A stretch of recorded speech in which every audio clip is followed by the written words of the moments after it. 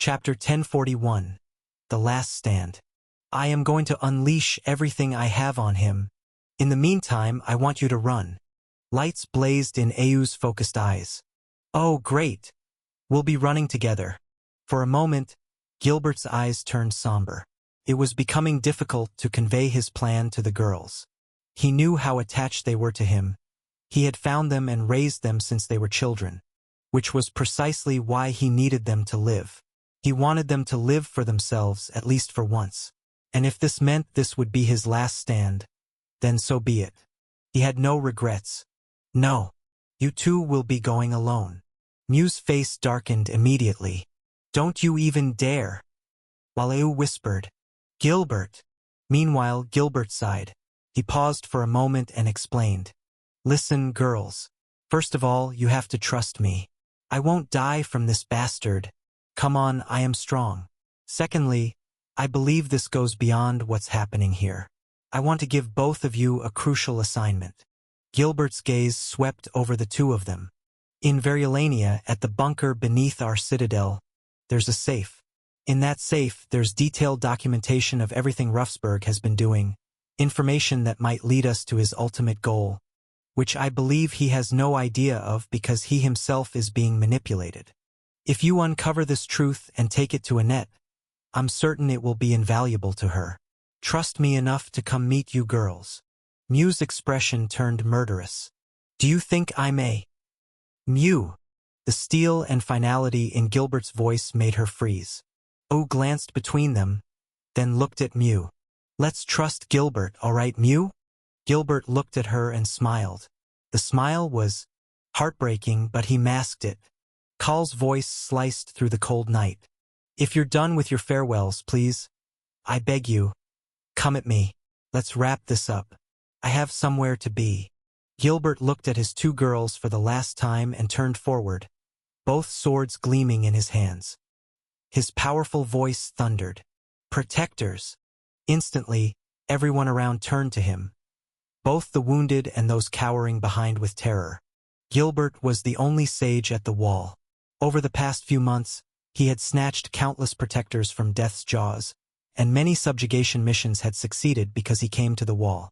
His importance was so immense that many protectors believed they wouldn't have survived the intensified monster invasion without Gilbert's presence alone, which proved just how devastating a sage could be. His voice, alongside the wall commanders, was pure hope to the soldiers. We are the last line. We are the blade that does not bend, the shield that does not break. The protectors' expressions transformed. Danzo was the first to rise, clutching his sword with iron resolve burning in his eyes as he carried the next words. We do not turn. We do not flee. We are the ones who remain. The wall commander himself groaned and stood. His voice rode the winds and echoed across the battlefield. If the stars fall and the heavens weep, if the land trembles and all others fade, still we hold. Next, soldiers who were on their knees, sprawled on the ground, began to rise, groaning, many drenched in blood, but they stood, resolve blazing in their eyes. They carried the pledge in unison. For the blood that runs behind us, for the homes that lie untouched, for the breath of children yet unborn, we give our flesh, our fire, our final breath. Mew scowled as she muttered the words with the others. Tears glistened in her eyes and threatened to spill, but she crushed them down, still muttering as the thunderous voices of the mass carried the pledge like a monolith of tremendous power. Should this be the end, let it be said. We stood. We fought. We did not yield. Here, at the edge, let death come. We are already eternal. Then Gilbert's voice erupted with devastating power. Who stands at the end? The protectors roared. We stand. Gilbert bellowed again. What do we hold? The protectors responded. The line. Gilbert stepped forward, fixing Call with a fierce and defiant glare. One that declared, even though we die, we will never die. Then he thundered again. What do we give? The soldiers screamed at the top of their lungs. Everything. With battle cries and savage screams, they surged forward. all of them charging toward a single man who stood in the cold night with a blank and indifferent expression. Kahl spat on the ground. Tsk. Pathetic. He merely snapped his fingers, and obsidian swords erupted from the earth, cleaving through men as they charged forward. The blades blurred as they soared through the air of their own accord. Amidst the chaos, Mew seized Au and the two of them shot backward, escaping through the carnage. Both were incredibly nimble, their movements, speed, and timing perfectly synchronized without needing to look at each other. They weaved between the flying swords, dodging, twisting, until they fled the massacre and plunged into the frigid forest of the western border. They paused one last time, Mew glancing back with a scowl. Au looked at her and smiled. Gilbert will be all right. Mew exhaled sharply and turned forward. The two of them resumed their escape. Au was a gentle soul, naive too. Mew was the one who had allowed the world's harshness and brutality to harden her. That's why she could see the cold truth behind Gilbert's decision. She believed that perhaps Au sometimes deluded herself so she could remain free from the agony of how vicious the world truly was. It tormented her that her sister was so kind and innocent. Whoever that bastard who had attacked them was, he had slaughtered over 600 drifters effortlessly. That was not a feat achievable by any sage. He had butchered so many of them without breaking a sweat. Mew was certain that man could easily crush a sage. And she knew Gilbert understood that too, which was why he had sent them both away. Today, Gilbert and the protectors of the wall would die. And she wasn't even sure she could call it a glorious death, because the very person who had placed them there might be the reason they were all dying. She wiped her eyes as both of them sprinted forward with blazing speed. Still, a tear escaped from the corner of her eye, glistening in the cold night wind as it flew away. Chapter 1042. Sisters in Distress. Several days and nights passed. Au and Mew spent them braving the horrors of the forest. The forest barricaded the western border from the main continent and teemed with dangerous abominations. It was no surprise that the rift ratio around the border all the way to the Dark Continent was 10 times that of the center of the Central Plains. Still, that information, Mew felt, was an understatement for how truly perilous the border was. Sleeping at night was a gamble, so they traveled preferably during the night and had to slaughter nocturnal abominations that hurled themselves at them. There were others who were meticulous and cunning in their approach. Those ones cost the girls more effort, but in the end, they were still within their capacity. Since Au and Mew themselves were savants, almost breaking into sages, plus, the girls could share their vision and senses easily with each other. Their brains were in perfect synchronization. Thus, the coordination they had made killing abominations quite effortless. The ones that were unkillable, their coordination made it quite easy for them to flee from. And thus, they ended up spending 3 grueling days in the forest before finally breaking into the city. Or at least they expected that they would break into a city. Mew stared at the barren plain in front of her with confusion. She had heard that Fugal was a thriving city, with voices and colors of people ever vibrant and dancing in the sky. Either day or night, there was almost never a difference. However, what she was looking at was a stark contrast from what she was told. A stark contrast was an understatement. There was nothing there. Mew? Au sounded tense and confused. Mew understood why, because if Fugal was empty, the cities were gone, the people were gone, the walls were gone, even the rivers were gone, then definitely the warp station was gone. So how exactly were they supposed to travel? The warp station was supposed to lead them to Drywall, which would make it easier to travel to Variolania. However, there was nothing. We might have to continue our journey on foot. Au looked at her sister, whose voice rang with resolve. Although Mew showed no weakness in her sharp dark eyes, Au knew that she was currently struggling internally for her sake. She touched Mew's clenched fist, making her open it, and they locked fingers. How long will it take for us to get to Variolania on foot? Mew exhaled softly. I'm thinking 7 days. To get to Drywall first.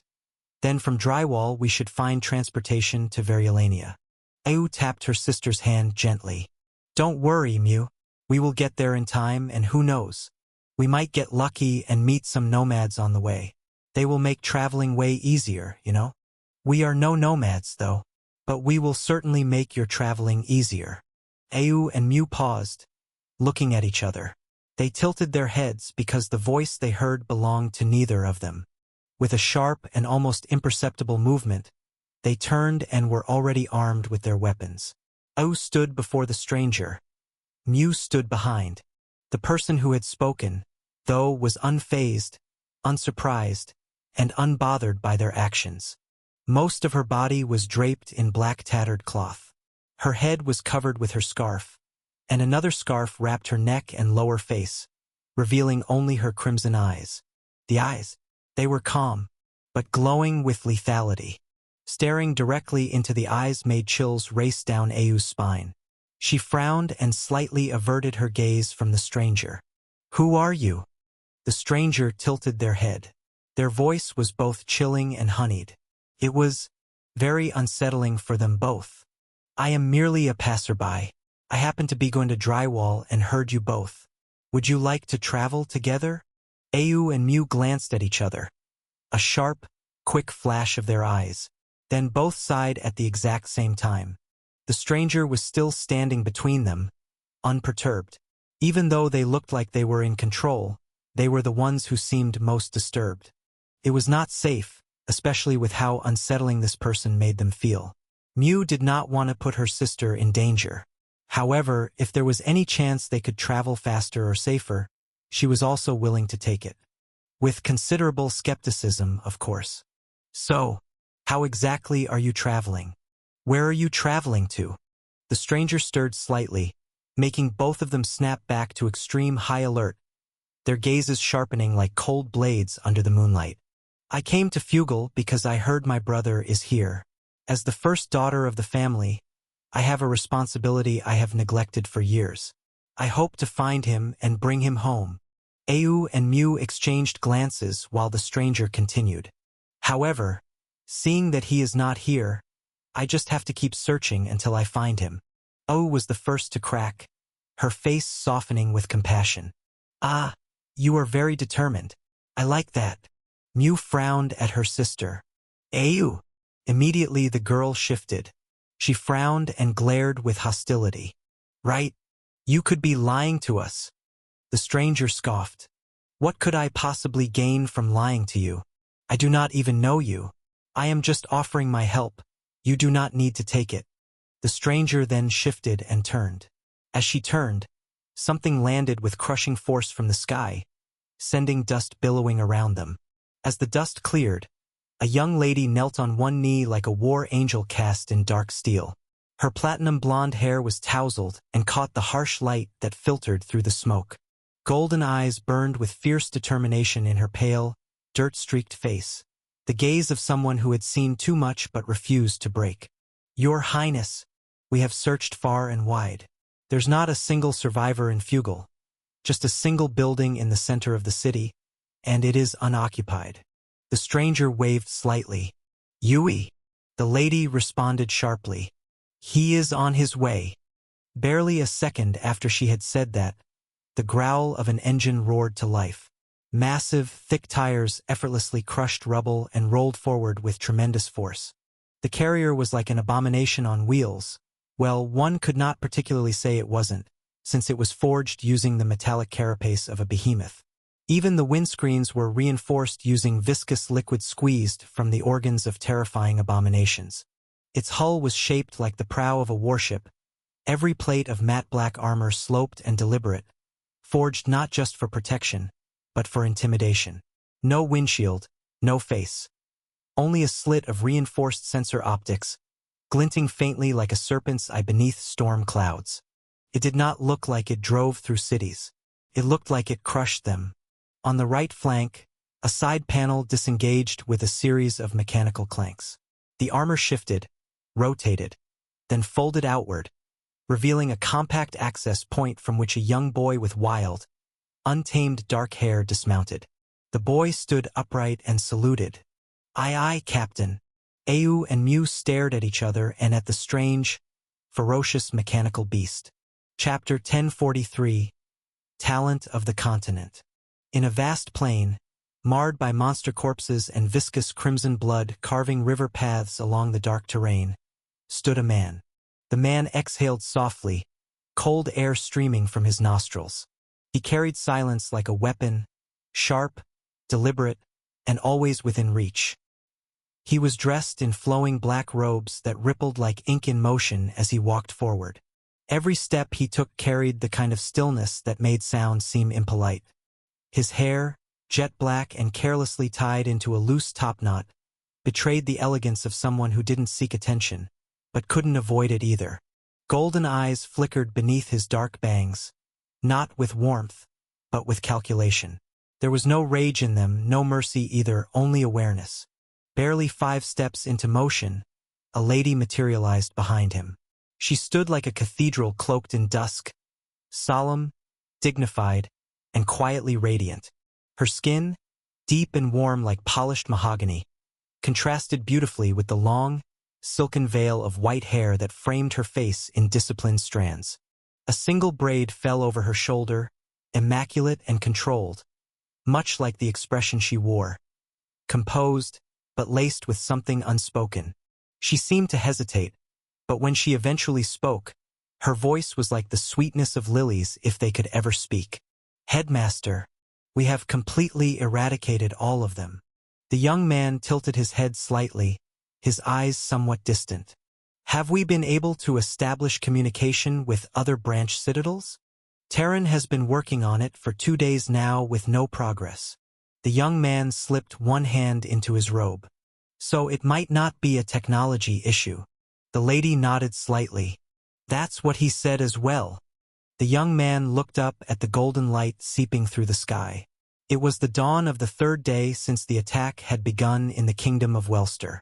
Welster was one of the nations with enough power to stand on its own and rebel against the Empire.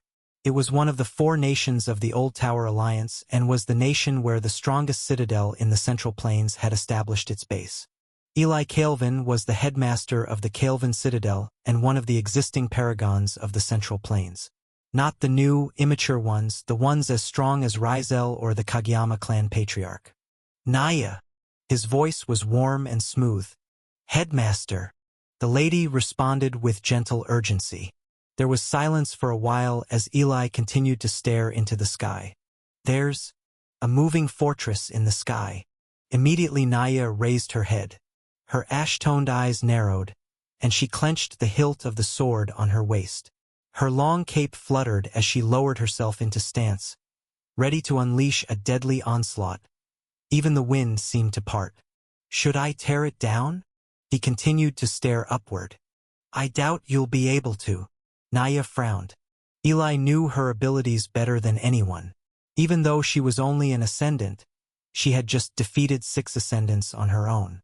Though they were military dogs with much to learn, she had nonetheless defeated 6 ascendants single-handedly. She would fare well, and she believed she could defeat the paragons leading the ascendants if only the headmaster allowed her. But Eli had handled those himself and allowed the Citadel elites to take care of the others. He had also eliminated every destroyer and behemoth, assisted by 3 of the elites. Naya had been too late to join that side of the fray because she was busy with 6 ascendants. The point was she was lethal poison. Forget her graceful curves and the gentleness that suggested the makings of a princess. She was a force of swift and intoxicating destruction on the battlefield. Everyone knew this, so she trusted that if the headmaster doubted her ability, then she really needed to be careful. A wicked, endearing grin formed on her striking face, her silver lashes and ash eyes glinting. "It seems I must exceed my limits today. Perhaps today is the day I become a paragon." Eli turned to her with a pale and blank expression. She frowned. "What?" He shook his head. "You are miles away from that, Naya." Naya glared at him with the light of resolve blazing in her eyes. "I will become a paragon very soon." Meanwhile, as they argued, the flying fortress was descending. Strangely, there was no violent displacement of air as the concrete vessel slowly descended to the ground. On the rim of the airship sat a white-haired boy, cross-legged and staring down with a distant look in his blue eyes.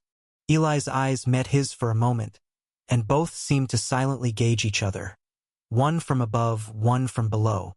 The ship was now closer to the ground than ever. Eli and the boy were still locked in their stare. Naya remained on high alert, her hand on her sword and her eyes fixed on the boy sitting on the edge of the ship's bow. She studied him for several seconds, observing and analyzing. But it was as though he was blank before her. Her eyes, razor-sharp at seeing the core of one's soul, could not pierce into the boy's soul core. It was as though he had none. All she could see was a vast emptiness, something that terrified her and sent chills down her spine. Her focus shattered when Eli released a small, nervous chuckle. Oh shoot. She glanced at her headmaster. Headmaster, is everything all right? Eli didn't respond. He merely watched as the ship finally touched the ground and stilled. Then the boy sitting on it descended softly, flowing down like the wind itself. He looked to his subordinate and spoke to her with a firm tone as the boy approached. Naya, do not do anything rash or stupid. In fact, do not do anything at all, all right? Naya hesitated. Yes, sir. The headmaster was usually composed, even in the face of any disaster, but she had been with him for over 15 years. She knew when he wasn't composed, when he was uncertain, when he felt fear. There had been many such times when they were much younger, but since becoming a sage, he had changed completely. Eli almost never got scared of anything or responded emotionally to anything, until today, and that very fact alone made her deeply scared and wary of the person walking toward them. Finally, the person reached them and bowed slightly. Behind him, other people were also descending, and Naya could even recognize someone among them. Isn't that Celis? Northern glanced back and responded. Oh yes, she definitely is. And I am Rian. I hear they call me the talent of the continent. Chapter 1044. Assertion of Power. After leaving Milwa Island and the ruined academy, the plan had been to head to South Drywall, where Northern's acquaintances and possibly family waited, so they could strategize and determine their next move. However, upon reaching Variolania, they discovered the city was once again under siege. Moreover, Ascendant Zion and the Drifters had suffered devastating damage. Byran alone plunged into the raging battlefield in Variolania and crushed it within 10 minutes. Afterward, they settled in Variolania briefly. Linus and Jessi briefed them, reporting the bizarre shadow storm and its erratic behavior. It had nearly annihilated them all, then suddenly retreated and vanished without a trace. Then another wave of monsters swarmed them. Many perished, but Braham was instrumental in minimizing their casualties. For once, he was intensely focused and didn't demand outrageous compensation to save lives. He recognized they were in dire straits, so he acted with urgency, and they all fought together to preserve one another. Though it seemed almost effortless, they nearly died until Byran descended into the fray. Afterward, they continued toward Drywall, only to discover another nation just beyond vast Variolania, also under vicious monster assault. This time, only Abyss Tyrant ended the carnage, and they pressed on. Their journey slowed drastically as they began intervening in every battle they encountered, until they reached Welster. Beyond Welster, they believed they would finally reach Drywall, at least according to Ascendant Zion and Celis, who knew the Central Plain better than most. Along the way, after a day, Northern also awakened and joined the mission to neutralize threats. He understood the stakes. The sooner they could halt these battles, the faster Chaos would stop feeding Cryos the strength he needed to break free. Northern had contemplated the sinister bond both father and son shared with Chaos. Not far-fetched, considering Cryos might have devoured his son to become an Origin. Before that transformation, he was connected to bloodshed and madness, which explained why he could master Chaos as an Origin. What Northern didn't yet understand was why Cryos had been imprisoned. Countless rumors surrounded the reason. The other Origins considered him an outcast and had never trusted him. He was too dangerous, so they locked him away. Northern refused to believe any of it yet, but he suspected the most plausible reason was simply that Cryos was an origin of Chaos. Should Chaos have an origin embodied in physical form? Wouldn't that create catastrophic imbalance? The same applied to Void. Weren't both forces too primordial to be contained? These were merely Northern's musings. He believed they needed to understand their enemy to defeat it, so he was already preparing for the worst-case scenario. They all were. They were preparing to battle an origin. And they were grateful it was only one. The atmosphere had grown tense, and Northern had been obsessing over how to grow stronger, specifically over Endless. That's why he sat perched on the ship's bow when it descended. Northern stood considerably taller than Eli, forcing the man to crane his neck slightly. Rian, the boy the scouts mentioned, the one with multiple talents. He sounded mildly surprised. I heard you were quite young, though. 17, according to your profile. Northern nodded. I am 17. Eli stared with uncertainty, squinting. You can't possibly be. Northern smiled. I am. Meanwhile, Naya spotted Celis Vorn approaching. Celis, you were supposed to return 4 days ago. What happened? Naya could barely restrain herself. The only reason she remained beside Eli was because it was Eli. Every fiber of her being wanted to leap forward and embrace the approaching young woman. Celis bowed respectfully. Lady Naya, I apologize. Much transpired. Behind them, Ascendant Zion, Jessi, Linus, Raven, Annette, Vita, Helena, and Byran also arrived. Naya embraced Celis, examining her with tender care while Northern surveyed their surroundings. It seems the Kelvin Citadel has provided Wellster with all necessary aid. Eli slipped his other hand into his robe and straightened, studying Northern. Yes, most enemies have been slaughtered. The scattered remnants in other cities are being eliminated. Northern's smile broadened with satisfaction. Excellent. It's reassuring to know there are dependable allies. Eli stared at him, blinking. This boy. That's quite humble of you to say, considering you're a sage. You think the world needs you to survive. Northern regarded him blankly, then laughed. A brief, sharp sound. His expression hardened as he locked eyes with the headmaster. I didn't used to, but recently, I've realized the world does need me to survive. The world cannot endure without me. Over 3 days, my crew and I have rescued 11 nations from annihilation. While you've remained here, in your homeland, defending it alone. He fixed the man with an indifferent stare, though a dangerous glint flickered in his eyes. Not every nation has a paragon. In fact, most places my crew and I saved didn't even have an ascendant. Northern glanced at the lady, then back at Eli. Yet you had multiple paragons to assist you. Seriously, be realistic. Nothing was particularly humble about my statement. It was simply factual.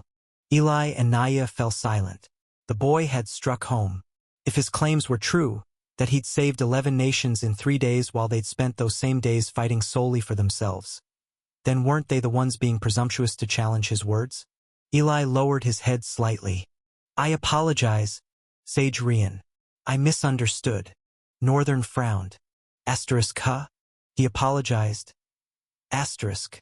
He'd never expected such a direct approach to actually work. He'd assumed everyone in the Central Plains was fiercely proud, especially paragons. Somehow, people consistently underestimated his power when facing him. Or was he the one who hadn't been assertive enough about it? This encounter made him question that assumption. It's quite all right, sir. Northern scanned the area one final time. There's little happening here now, so I believe we're free to depart. Northern stepped back, but the headmaster called out. Sage Rian. Northern half-turned, paused, and faced the young man again. Yes. Do you know what's happening? With the Central Plains. Northern shrugged. A tyrant is using our continent as farmland to cultivate chaos for an Origins prison break. Well, it's nearly succeeded, actually. I doubt anything we do will stop it at this point. Chapter 1045. Provocation. Eli's mouth fell open slightly. He came across as someone whom nothing could shock. The golden light in his eyes seemed like they had witnessed the end of the world and survived the crushing weight of that knowledge. However, right now, he was staring at Northern in stunned disbelief, his eyes wide, blinking repeatedly. I'm sorry, Sage Rian. Do you know what a tyrant is? An origin? Origin most especially. These are not just common terminologies.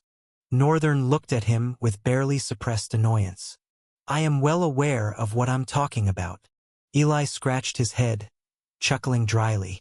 He turned away for a moment and spun back, as if he'd lost his sense of direction. Shit, we're done for? What origin exactly? Which tyrant exactly? Northern stared at him with a slightly conflicted expression. He hesitated. The origin of chaos. As for the tyrant, I think he relates to blood and madness. I'm not sure. This is merely my own speculation. The moment Northern mentioned chaos, Eli's eyes widened even more, his face draining of color. What's wrong with him? Definitely Eli knew something. Most people, aside from Ruffsburg, that Northern had spoken to, even those who knew about the existence of origins and tyrants, hadn't reacted this way. Eli staggered back, covering his mouth as it fell agape. Yeah, he knows something. Northern stepped closer and smiled politely. Headmaster of Kael'van Citadel, I sincerely think you should come with us. Eli looked at him and frowned. What? Why? Northern smiled with his eyes. The fate of the continent is at stake, and right now, I'm the only one with means of transportation across the continent. Doesn't it make sense that strong people come aboard and we move together to stop the damn tyrant from destroying our continent? Eli paused, staring thoughtfully at Northern. It makes perfect sense. Your words are sensible. Have you been able to discover this tyrant's location? And can we even stop him? Northern shook his head. Not at all. We're preparing to fight an origin. Eli's face went blank. His gaze became unreadable as he stared at Northern. Then he yawned and turned away. Naya, let's go. I'm just going to sleep. Surely these people jest. Northern frowned. The matter deciding the fate of the continent, and possibly the world at large, is a jest to you? Eli's gaze darkened. He whirled around ferociously and thrust his face toward Northern, striking his chest with his finger as he made his point. No. You. Clearly you're joking. Fight an origin? Are you that gullible? Have you even seen the aftermath of one's presence? Those things have transcended what humanity can be, 100, no, 1,000 times over. A zenith, which we have none of by the way, could never defeat an origin. Maybe they'd stand a chance against it. Don't you know what an origin is? That too. Chaos. Chaos is a primordial source, it's prehistoric, existed even before the dawn of the First Age. Ark. Help me. Fuck. I'm getting a headache. He massaged his temples for a moment and raised his gaze back to Northern. Look, defeating an origin is impossible. I don't care how strong you are. We cannot defeat an origin. You don't understand, Sage Rian, these things don't fight the way we fight. Your talents could turn out to merely be drawing from their core as its source. That's how dangerous these things are. They can do anything. Rules, laws, concepts, none of these apply to them. Northern stared at him, his expression full of silent disdain, but he said nothing.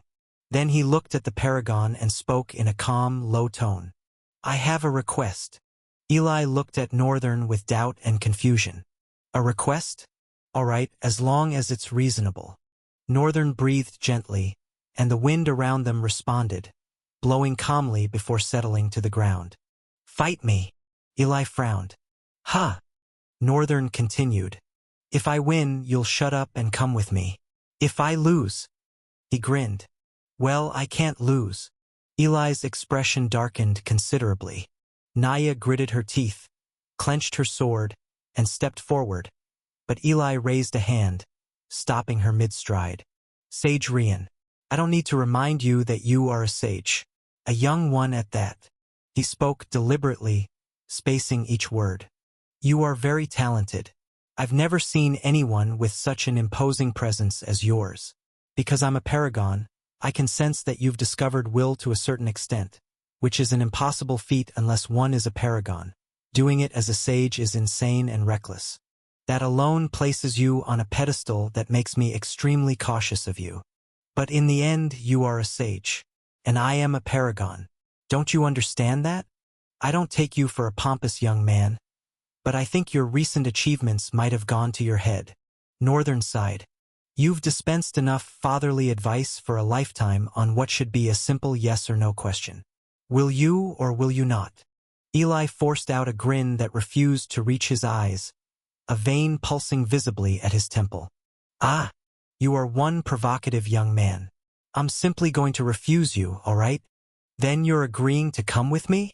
The veins multiplied, throbbing at 2 different spots. I see.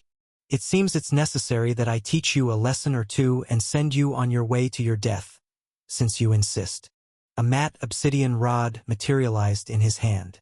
He swung it across his side, spinning it through the air with practiced precision. Then he faced Northern, the rod positioned behind his back, anchored by one hand. Don't worry, I'll make this quick. Northern smiled and mirrored the gesture, the illusioned hefter slowly materializing in his hands. That's right, I haven't checked my rewards in a while, and I've been fighting quite a lot. I'm pretty sure I killed several monsters as Burning Storm and Titan's Reckoning. I should check those after getting this guy on board and extracting all the information I need from him. Chapter 1046. Brief Battle, Part 1. Northern and Eli stood 10 meters apart from each other. Everyone who had gathered around them had withdrawn even further away. Both stared each other down. Eli gripped the matte black staff while Northern lowered the illusioned hefter to the ground as if the sword meant nothing. Behind them, their spectators watched with rapt attention. Naya burned with fury. To her, this was sheer madness. A sage against a paragon, and not some watered-down paragon like the new ones. Eli had been a paragon for the past 5 years. He had grown tremendously and couldn't be ignored by nations. His talent was lethal beyond measure. The thought that he would be tested by a mere sage made her blood boil. Even she wouldn't dare. TCH. I await his crushing defeat. Perhaps after the headmaster finishes with him, I'll add a lesson or 2. Celis glanced at her with a stunned, guarded expression. She stared back. What's wrong, dear sister? Celis shifted her gaze away and shook her head with a strained chuckle. Nothing. Celis wasn't sure either. She doubted he could defeat their headmaster. Sure, she had seen him defeat a Leviathan. There had been a terrible fight she hadn't witnessed directly, but the ruins it left behind showed how devastating the battle must have been. Because of that, she believed her headmaster could also fight and defeat a Leviathan. Though uncertain and confused, she refused to disrespect her headmaster by thinking he would lose to a sage. At the same time, she had seen what Northern could do. She had watched Naya fight for years. Naya didn't even come close. And Naya was an ascendant. As if that wasn't enough, strange people surrounded Northern. The white-haired man who smiled wickedly most of the time made her skin crawl. Staring at him felt deeply unsettling. There were monsters absent from here right now. Every time, only one of them was sent into the pit of monsters terrorizing the nations, and it rarely took 30 minutes for the storm to be completely wiped out. This showed their true strength. And all of them bowed to Northern. The boy was far greater than she had imagined. He was like a walking nation. Nothing could contain him, nothing could touch him, nothing could own him. In fact, she now saw their attempt to recruit him into their citadel for what it truly was. No one recruited this kind of walking disaster into their citadel.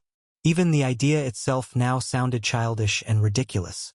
Yet her mind struggled to believe that Northern could defeat the headmaster. Because she also knew the headmaster was strong. And no one, absolutely no one, had ever witnessed the peak of his strength. No one had seen him break a sweat. So, this battle would be more valuable than watching anything else, anywhere else. She felt wildly lucky to be here at this moment. Raven stared with sharp focus. Helena stood behind her, arms folded. Who do you think will win? Raven glanced back slightly over her shoulder, then returned her gaze to the 2 combatants standing apart. She paused for a moment. I saw Northern battle a luminary and nearly slaughter him in a way that defied all reason. Something I don't think I could achieve. It shames me as a paragon to realize he's only a sage. And I'm confident I could hold my ground against this man. Helena frowned in confusion. Do you always have to circle around everything instead of just answering? However, experience plays a large role. He looks very experienced. Much will depend on how he uses that experience. But I think he'll lose, because he's underestimating someone stronger than him. Helena chuckled. I see Northern has won you over. She turned back with a puzzled expression. What do you mean? Helena grinned wickedly. Never mind. Naya overheard their conversation and simply scoffed. They don't even know my headmaster.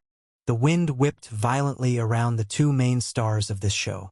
Eli's black staff stood on the ground beside him. He gripped it somewhere around the middle. The staff looked sleek and plain. Until Eli moved. Eli's movement was insane. His speed was ruthless and unfair to anyone with a speed-type talent. He flashed forward before the wind could even flow in his path. The explosive speed shocked everyone into gasps. Of course, Byran simply kept his wicked grin. Jesai and Linus remained unmoved. Everyone's expressions lasted less than a heartbeat. The two collided, and the entire landscape shook violently. A shockwave exploded outward in a circle. Then another ring of dust and debris rolled away from the impact. They all turned and shielded their eyes from the center of the battlefield. Eli was certain that, with his crushing speed, he had ended the battle before it began. However, the small smirk on his face slowly crumpled, replaced by a tight frown. Standing in place with his sword easily arced over his head, blocking the strike Eli had brought down, and looking completely unbothered. That's it. Northern swung his sword to the side as though swatting away a fly. The movement of his hand was so casual. However, Eli felt himself fighting against tremendous force that sent him flying sideways.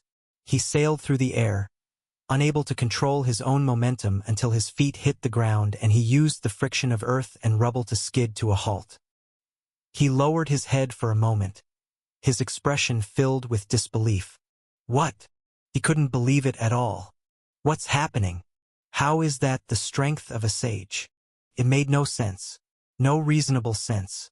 Could he be pretending to be a sage? Eli narrowed his eyes and peered even deeper into Northern's soul. There was nothing there, nothing at all. But the presence was that of a sage. He wasn't mistaken about that. He would admit he hadn't been trying, so maybe the boy was extraordinary enough to block his strike. But that effortless sweep just now, a paragon can crush any force from any rank of drifters lower than them instantly. Because they were overwhelmingly powerful and deeply attuned to the world's workings, the world actually listened to them. Things like force and momentum could be commanded in a certain way. But just now, all of that was useless. Eli felt like he'd been struck by something far stronger than himself. And it was... He frowned darkly. Impossible. Chapter 1047. Brief Battle, Part 2. Eli stood, gripping his staff with deceptive casualness. He studied the acclaimed sage, emotions warring across his features like storm clouds. Was he truly a sage? Was he lying? A paragon in disguise? How could he read the speed of that attack? How did he deflect a paragon's power so effortlessly? A sage? A sage? Questions cascaded through his mind like an avalanche. He was devastatingly confused. Northern lowered his sword until the tip nearly kissed the ground. So, my turn. Eli's eyes narrowed to slits as he braced himself. Of course, he didn't know that nothing, absolutely nothing, could prepare him for what was about to unfold. Northern drew a deep breath, then exhaled, and vanished, literally. Naya's eyes went wide as saucers. What try? Before her thoughts could form, another impact thundered across the battlefield. She couldn't grasp what had transpired. Everything had moved faster than her eyes could track. But the impact was devastating. It shattered the ground and launched stone fragments skyward like deadly confetti. The first shockwave rippled outward, violently displacing everything in its path. Even the airship behind them shuddered, something that hadn't happened when Eli's attack landed. Dust and debris shrouded the battlefield's center, concealing the outcome from all eyes.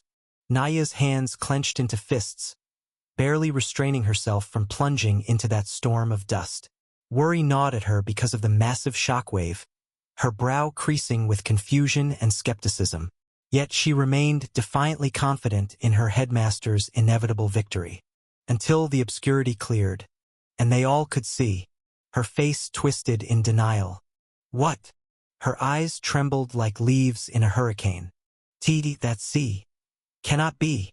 The others merely exhaled, as though they'd been holding their breath for the expected result. Celis appeared stunned as well, but not devastated like Naya. Where Naya felt terror, Celis felt awe. I guess, he really can defeat a paragon. At the battlefield's heart, Eli had collapsed to one knee. His staff lay nowhere in sight, and Northern's blade hovered at his throat, the steel nearly touching his Adam's apple.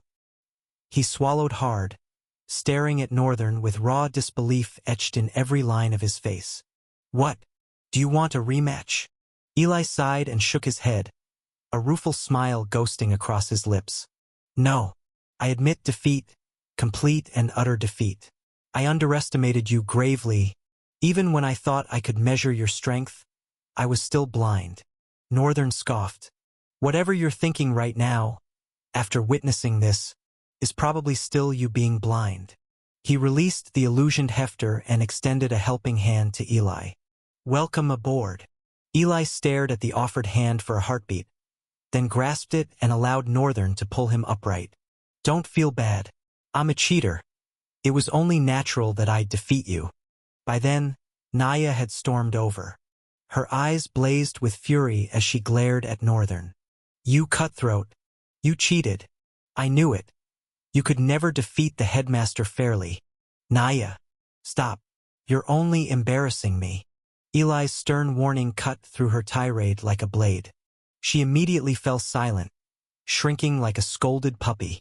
Her head dropped and she bowed slightly. I apologize to the headmaster.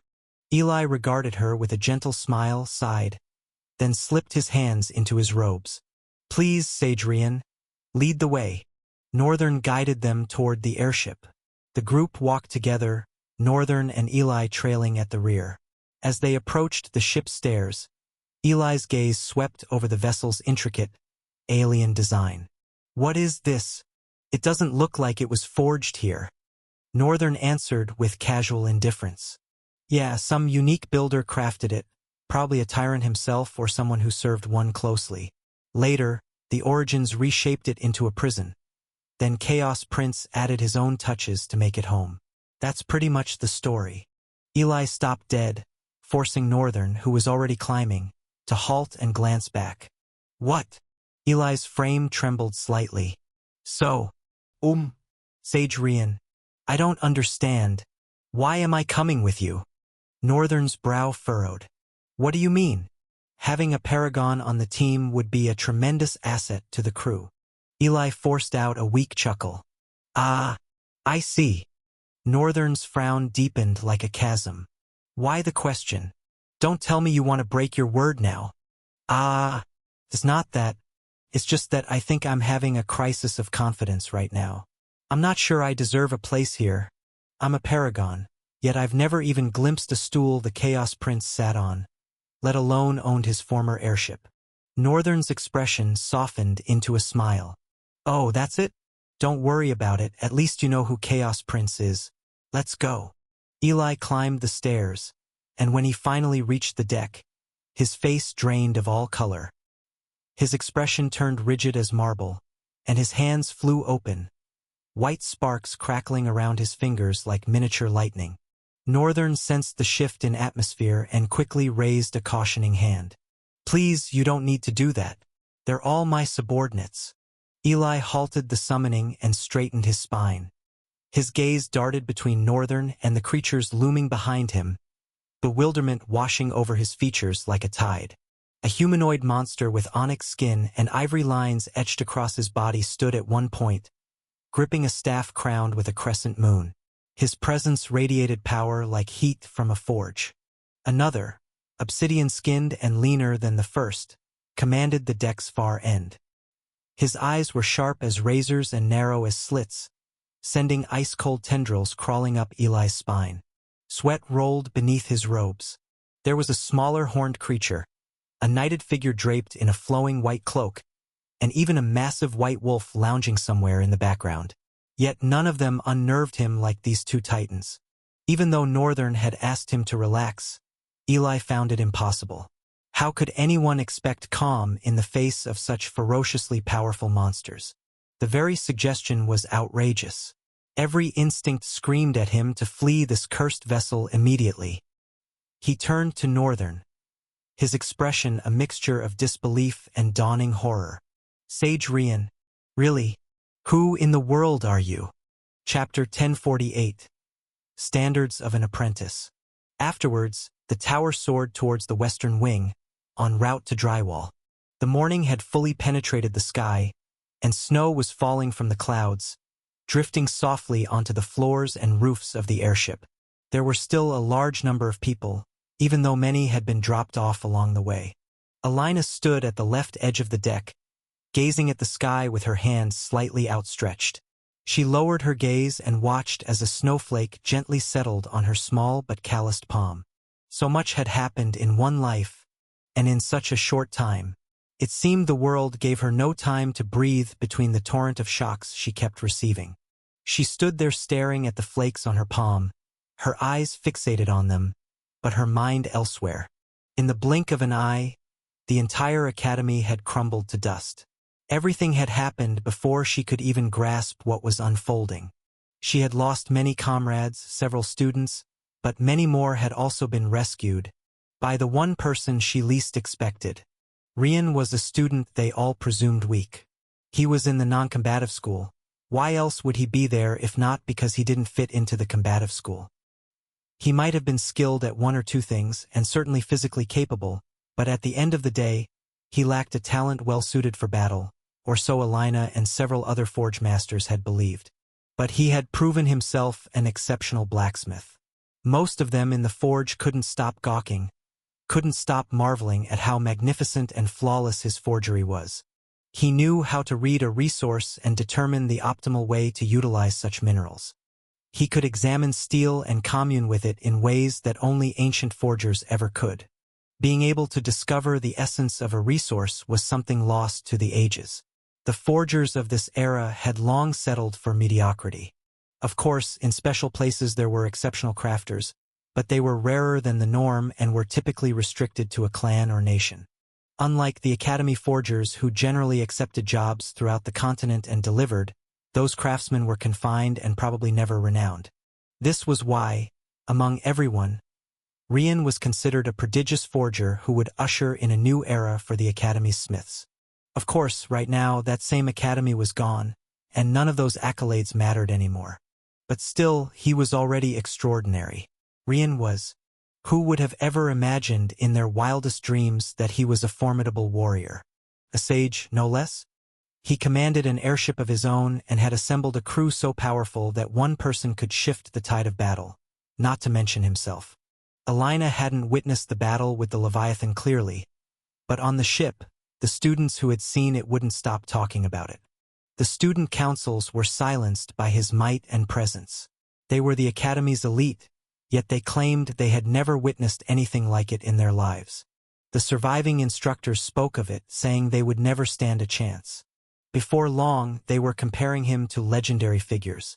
How do you think he would fare against the Tomb Riders? To be honest, I can't say. I've never heard of a sage defeating a Leviathan. It's almost absurd. I doubt I would ever believe such a tale if I hadn't seen it myself. The instructors spoke with such terror and awe that it was slowly drifting toward reverence. All the same, this was Rian, whom she knew, who had been her student. It was so difficult for Alina to believe. "Are you okay, Master?" Alina frowned, nearly shivering as she heard the familiar hoarse voice. She glanced sideways as Northern joined her at the ship's edge where she stood. Then she quickly turned forward, trying not to look at his face. Somehow, she felt so awkward, so ashamed of the moments she had commanded him around and acted like she was shit without ever considering that the tables could turn on her. Who would have known that he had always been this strong, this powerful, this important? Now, she couldn't help but feel embarrassed and disappointed in herself. The past few days have been overwhelming for me. I should have come to see you sooner. Elena tensed at his words. She nearly stumbled over her first word before it left her mouth. But she held her peace for a moment, breathed steadily, and spoke. Why? You didn't need to. Northern looked at her with a strange kind of compassion. You are my master. My growth as a blacksmith is owed greatly to you. It's only natural that I treat you with respect. Are you refusing that? Refusing me? Elena only felt more confused. His words sounded so wrong, so strange, so unexpected. He was a sage, one who could determine the fate of nations. At least she had watched him do so these past 3 days. How could he be saying all these things, treating her with respect? All she had done was teach him blacksmithing, and moreover, she wasn't exceptional. She wasn't important. Why was he speaking to her like he cared? What was happening?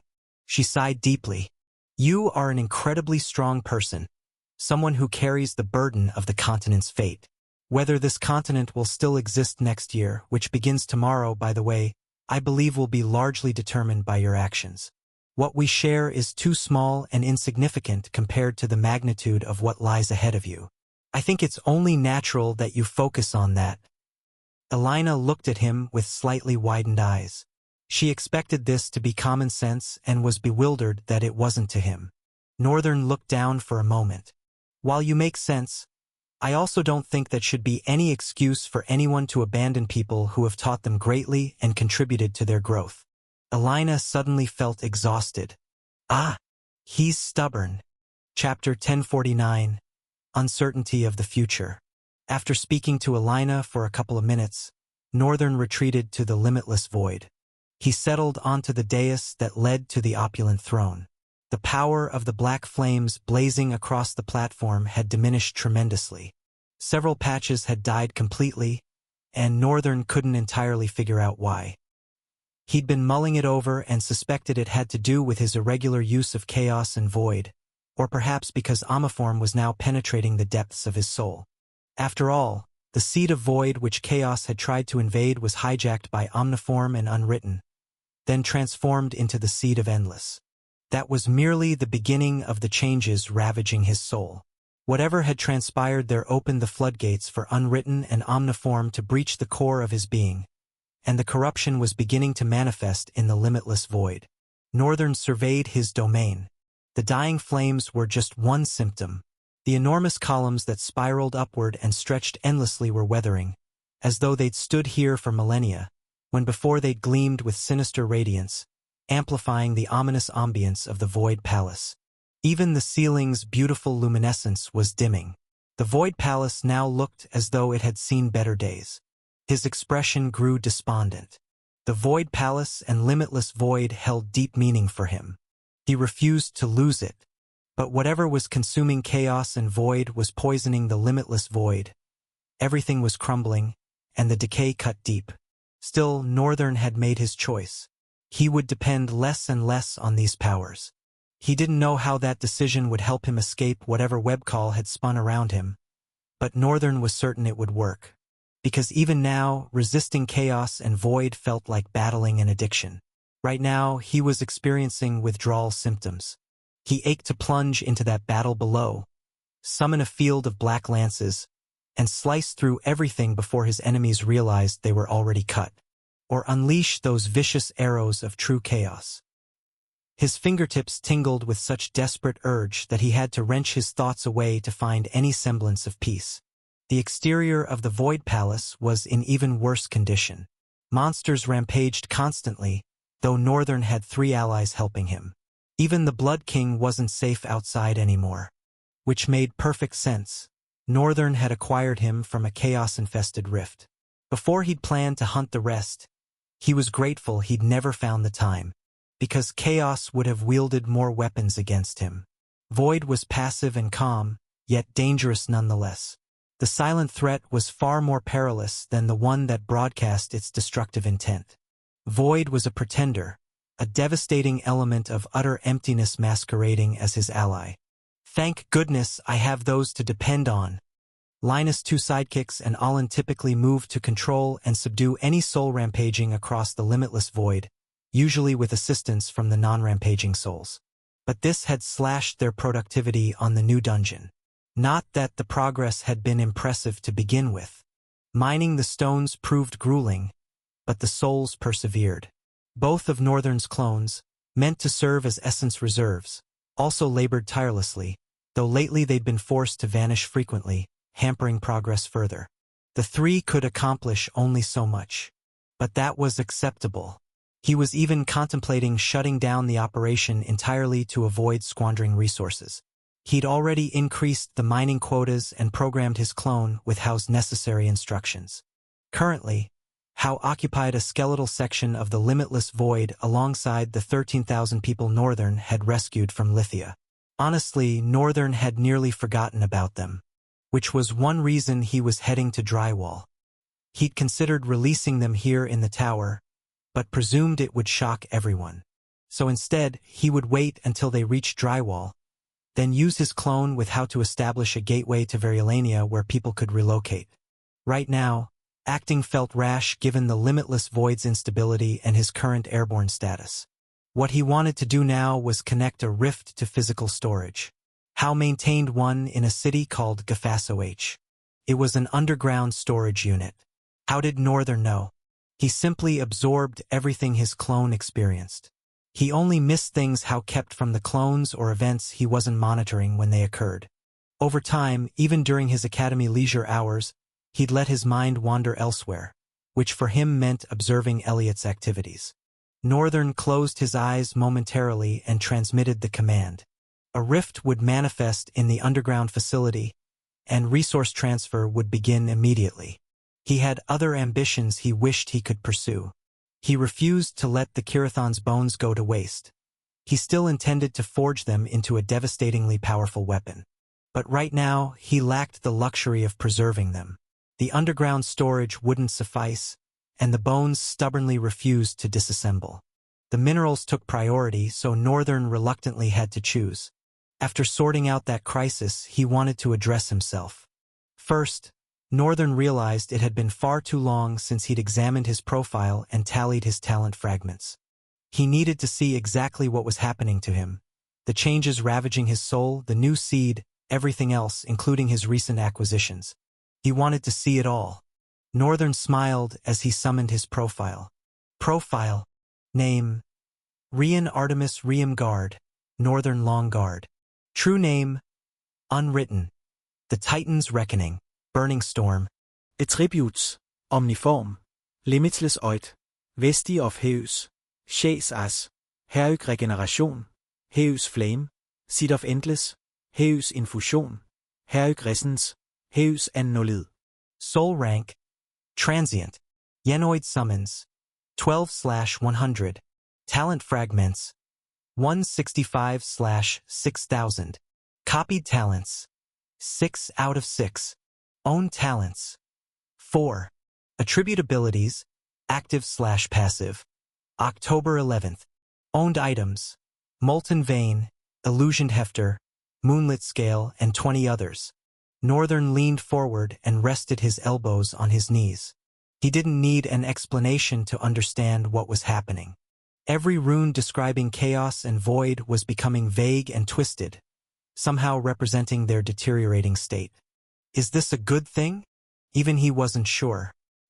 He was deeply troubled by whatever was transpiring within his soul. He exhaled and pressed his hand to his chest. He could feel it. Fear. Fear of the unknown. Not knowing what might happen left him at a severe disadvantage. The last thing he wanted was to become a catalyst that would accelerate or ensure the Central Plane's destruction. He stared at his hands and clenched them, his azure eyes blazing with resolve. No, I'd rather kill myself than serve those bastards. Chapter 1050. Rematch, Part 1. Approaching Drywall. Northern's eyes sharpened as Drywall sprawled into view. It was expansive and dark. Dark. It had taken a few hours to cross the whole of Welster and finally reach Drywall, so it was now late morning. The day star blazed radiant and brilliant, shimmering against the cold air. The problem was, the closer the tower drifted toward South Drywall, the darker it became.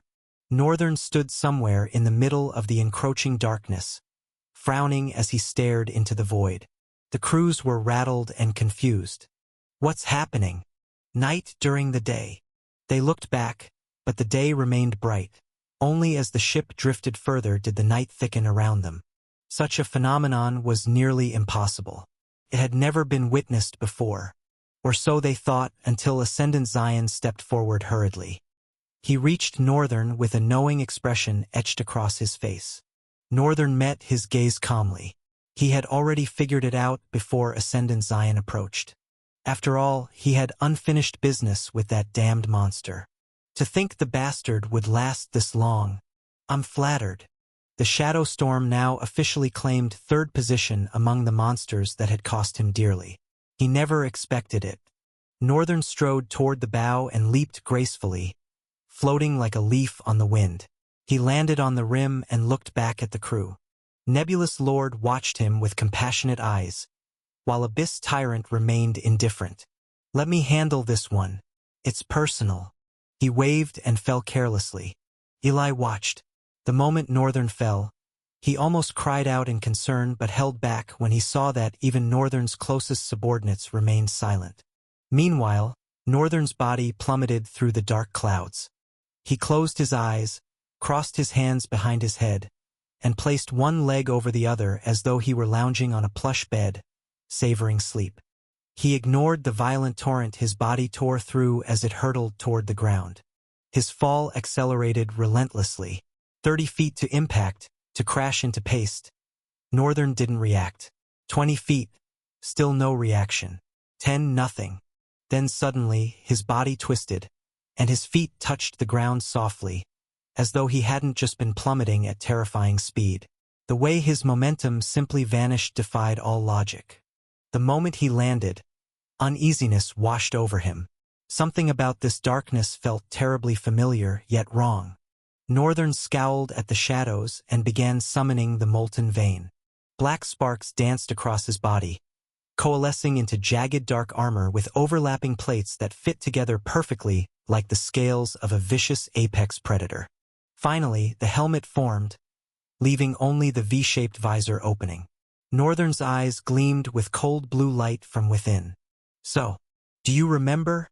He opened one hand. Balls of fire the size of buildings spawned instantly in the air 1, 2, 3, until 17 hung suspended above him. They cast a fiery glow around Northern's position, temporarily banishing the darkness. He could see he stood on solid ground. This was different from his last encounter with the shadow monster. The bastard has grown stronger. Most likely evolved? Wasn't it already Apex, though? Northern was puzzled. The monster had been an Apex maelstrom, but now it felt entirely different. Why? Monsters weren't supposed to evolve beyond their rank. Nebulous Lord and Abyss Tyrant were different scenarios. They were being influenced by Omniform. But this bastard has been to my soul too. The light in Northern's eyes sharpened, growing more dangerous. It couldn't be. The chances were slim and it was an outrageous idea. But that was the only explanation for the difference and the uneasiness Northern felt. He finally decided to peer into the monster's soul. However, nothing came. Northern turned right and glared into the darkness. Nothing. He stared left, the same void. Things are getting dire. 2 possibilities existed. He could no longer see souls. Northern didn't believe chaos had collapsed to that extent, so he dismissed that theory. However, there was a second reason gnawing at him. Northern looked around, his helmet folding and vanishing into fragments of light. His expression grew pale despite the uneasy frown creasing his features. He extended his hand and swept it lightly through the space. What the hell? It really is darkness. That had to be it. Currently, he stood not within a monster's soul but in pure, absolute darkness. How can that creature create darkness within light? Did it truly evolve? The answer was stark and undeniable. Creating darkness was something the shadow in Thrall couldn't do before. Yet suddenly, now it could. The damned abomination had definitely evolved. Northern was certain. What baffled him about its evolution was this nagging suspicion. When the monster invaded his soul, it might have been tainted by the influence of void, chaos, and omniform, which made its evolution possible. Either way, the only method to confirm this was to find the real shadow in Thrall and examine it directly. That would also verify his initial suspicion. For clones materialized, each sprinting in different directions, all transforming into streaks of light that blazed away with ferocious speed. Northern stood alone. He closed his eyes momentarily and used his spatial awareness to read his surroundings, widening the scope both below and above. After a while, he was certain of what was happening. There's shelter underground, and survivors to the east. His eyes widened a bit and then he smiled. Interesting. He slowly lifted off the ground. His helmet reappeared and sealed shut. Then he rocketed eastward, slicing through the wind at breakneck speed. Despite the fact that the entire city of South Drywall had been devoured by darkness, Tharion's citadel building still stood strong and vibrant. A transparent shield with bronze accents shimmered over the entire structure. The shield's shape resembled a colossal gourd half buried in the ground. Countless monsters and drifters enthralled by the darkness relentlessly hammered the barrier, but their efforts proved futile. Nothing they did could make the shield budge. On the citadel's balcony, the one that jutted out overlooking the compound, Elitis and Gurdon stood watching the horde as they desperately tried to tear down the shield. Elitis raised his eyes to the distance and spotted something. A small speck of blue light racing closer. He adjusted his monocle and smiled pleasantly, prompting Gurdon to ask, "You're grinning? In this situation?" Elitis's smile didn't waver. "It seems we're in luck today." Chapter 1051. Lucky Day. Everything was supposed to go smoothly. Everything had been meticulously planned, even though they had to fight this battle impromptu, with no understanding of their enemy and insufficient time for preparation. But still, the battle had been progressing well. For the most part, they were winning. It was just one catastrophe they couldn't overcome: the crawling darkness. Initially, they utilized the city wall's defenses. The defense cast a shield of light over the city, making it nearly impossible for anything with an elemental body to enter. Darkness, fire, light, nothing of that caliber could penetrate, so the darkness remained trapped. During this respite, Gurdon was dispatched to the wall to find a way to combat the writhing darkness, but even that proved futile. Eventually, the drifters on the wall had to evacuate and retreat deeper into the city. Meanwhile, Gurdon alone defended the entire wall. No monster, drifter enthralled or otherwise, could breach his position. He was like a divine force of judgment. His gourd and red thread formed a lethal weapon combination. The threads moved erratically at breakneck speed, severing monsters in twain within the blink of an eye. The gourd served as a vessel for different kinds of mist. When the drifters retreated, he filled the wall with crimson mist. As monsters entered the fog, they became enraged and charged at him with ferocity, intent on slaughtering and destroying everything in their path. For a brief while, they lost their sensibility. They lost coordination and fell into patterns of recklessness, making it easier for Gurdon to slay them with his thread. He moved fluidly from place to place, almost as if he were everywhere at once. He flowed like the threads themselves, and his melee attacks were ferocious and terrifying. Once, he landed a devastating punch into the ribs of a creature that resembled an overgrown mound of rotting flesh with 2 human legs. The monster's side snapped, air exploded outward, and multiple ribs burst through the other side before the beast went reeling through the air. Another time, he simply kicked the head clean off another abomination. While it would have been logical for the elites to join him, none could. No one could fight alongside Gurdon when he was truly serious about combat. They were bound to die. Maybe not immediately, but inevitably. The mist in his gourds was as lethal to drifters as it was to monsters. Because of this, Gurdon preferred to fight alone. As the drifters retreated into the city, the mist also retreated into the gourd, and another was released. This was a purple mist that filled the air with poison.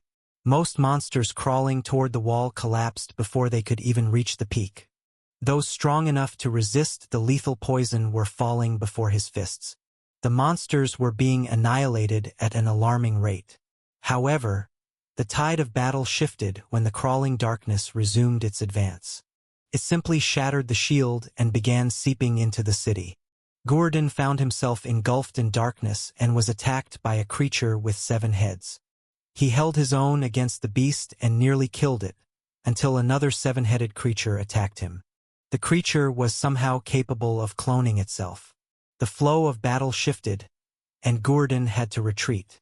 He solidified a protective mist over the entire Citadel building, while they patiently devised a way to deal with the darkness without losing too many soldiers. That was how they remained until now, with no clear path forward. At the very least, their numbers had been drastically reduced because Alistran and some newcomer had been busy setting maze traps in place. Gordon also suspected that those traps had somehow kept the monster from attacking them. It made no sense that the creature hadn't assaulted the only settlement still standing in the darkness for 2 days. That was when he noticed Elidas smile. Things were dire. Even he, who often considered laughter a form of expression, found it difficult to laugh these days. If they weren't careful, all of them would be annihilated. It was terrifying, as if all of them were simply waiting for the day they would die, which was only a matter of time. The creature that had attacked him just needed to arrive. Then Elidas said, "It seems we're in luck today." The statement intrigued Gordon so much that he almost smiled. However, a thunderous clash killed his expression. "Front!" He leaned against the balcony railing and focused. For a moment, the entire area was shrouded in dust, making it impossible to see what was happening. But he could make out something. A white-haired boy moving with lightning speed through the mist. The movement, which he, as an ascendant, struggled to track, was everywhere at once. The figure was effortlessly snapping monsters and breaking them apart with his bare hands. His hands moved like blades, his body flowing with devastating momentum. He controlled force and impact as if they were his own creation. Blood arced through the air, but he paid it no mind. He plunged bare hands into monsters' throats and ripped them out, only to discard the gore with an irritated expression. Gordon trembled, feeling cold in his bones as he watched.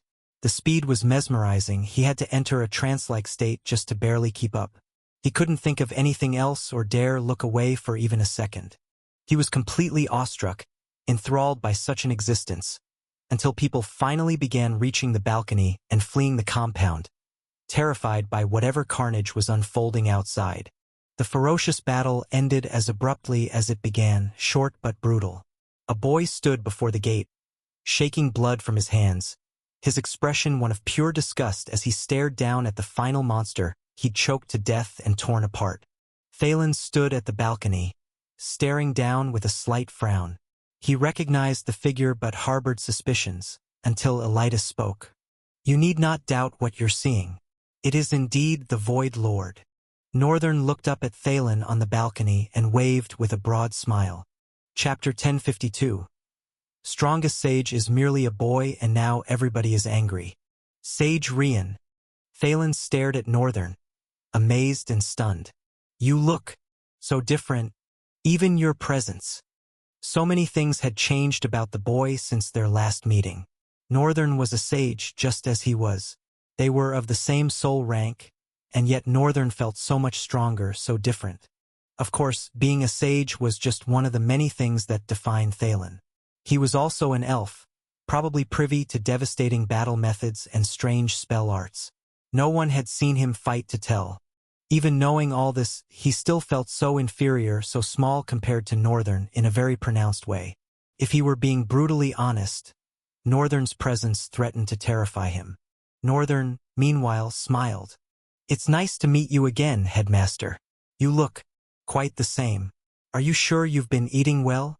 Thalen looked at Northern and exhaled with a smile. "For a moment, I thought your presence alone would rip out my throat. But surprisingly, you're still him." Northern frowned, confused. "What's that supposed to mean?" Thalen patted Northern's hair and ruffled it. "How have you been?" Northern thought for a moment before responding. "For the most part, stressed. I'm sure you know what's going on."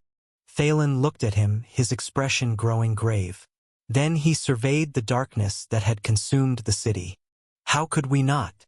Come, let's go inside. People flanked their left and right, all staring strangely as the headmaster himself escorted this powerful and menacing stranger into the Citadel Hall. Elitis was waiting at the entrance. As Northern approached, he bowed 90 degrees. My lord. Northern smiled weakly, somewhat embarrassed because people were watching. He scratched his hair. Yeah, I see you did the job well. Well done. I hope you've been good. Elitis nodded, his gaze dutifully stern. Yes, my lord, I have been. Thank you for the opportunity to serve you. I swear, whatever Revant did to this guy, I'll have to find out. Northern sighed as they walked inside. Meanwhile, Thalen pulled him closer by the shoulder and whispered, You have a lot to tell me, buddy. Northern was silent for barely a moment. Right. They entered the building's hall. The place was packed. Drifters bustled about different tasks. Some were chatting, some were receiving treatment, some were preparing intensely for something, others were sleeping on couches and floors. They all greeted and bowed to the headmaster as he passed. They crossed the hall, entered the elevator chamber, and were taken to the upper floor. The chamber opened, revealing an even more expansive hall than the one on the first floor. There were sophisticated sofas, chairs, and beds. The place looked somewhat disheveled, as though everything had been arranged hastily. Several people hung around, though not many. A black-haired girl sat silently on the sofa, legs crossed. Beside her was another girl in an orange bodysuit. A radiant boy with colorful glasses slumped on the same sofa's left end. A silver-haired guy leaned against the wall. Beside him stood a boy with a strange hair color combination of black and white. They all stood scattered around, staring at him as Thalen led him inside. He looked around. I don't see Ryan? Oh, Ryan. He's currently assisting one of the elites. They're fighting off something different. Northern looked at him curiously. Something different? Thalen touched his shoulder and led him forward. I'll fill you in later. For now, there are more pressing matters. He looked at the people in the hall. These are the elites of Therian Citadel. He began introducing them all to Northern, and when he was done, he looked at everyone and said, Everyone, this is Rian, the talent of the continent, and permit me to say, perhaps the strongest sage who has ever existed. They all began frowning in different ways. Sale stepped forward. You do realize, Headmaster, that's quite a bold statement. He scrutinized Northern carefully. I heard briefly about him last week. Heard he was a student. Even if he happens to be a sage, which is questionable, I don't think calling him the strongest is reasonable. Thalen smiled and looked at Sale. Sir Sale, I understand where you're coming from. It's blasphemous to people like us who have spent decades as sages, honing our powers. But I also have my reasons for saying what I said. And not to mention, the validity of my statement is based on the last time I knew him. Since then, for months have passed. I don't know him anymore. He glanced at Elitis. But it would be foolish of me to assume he'd remain the same. Zeke sat upright and turned back, leaning against the sofa's headrest. Headmaster, aren't you hyping this guy too much? We're your elites right here, and yet you don't give us nearly as much hype. Watching you vouch so hard for him is heartbreaking. I'm not gonna lie. Thalen wanted to speak but hesitated. Northern smiled pleasantly, making them all frown. A boy with spiky red hair, Rex, glared and marched forward. Oi, what's funny, bozo? Northern didn't particularly pay attention to him. He was still smiling. I found the bastard's main body. Interesting. You guys did quite a number on it. Almost instantly, Northern frowned. Asterisk what? There's more than one body. Asterisk. Northern slowly raised his head toward the man who had reached him without many people in the hall noticing. The guy's hair obscured his eyes, making his expression completely unreadable. As Northern's gaze met the man's face, a wide grin split across it. Did you say you found the main body? Northern frowned arrogantly. Yes, I did. Gordon raised his chin, grinning even wider. Oh, nice. You want to fight it? Northern's expression remained impassive. I'm already fighting it. Everyone in the room suddenly turned. The air shifted. They stared cautiously, some with subtle indignation, others with curiosity and interest. Before coming here, I sent my clones to search for it. Currently, there are 3 main bodies. I'll have my clones deal with all 3. There's no need for me to get involved. Gordon's expression went blank for several seconds. Then he suddenly burst into laughter. He laughed for a while before stopping. From his hair, an amber glow pierced through. He grinned and slapped Northern's shoulder playfully.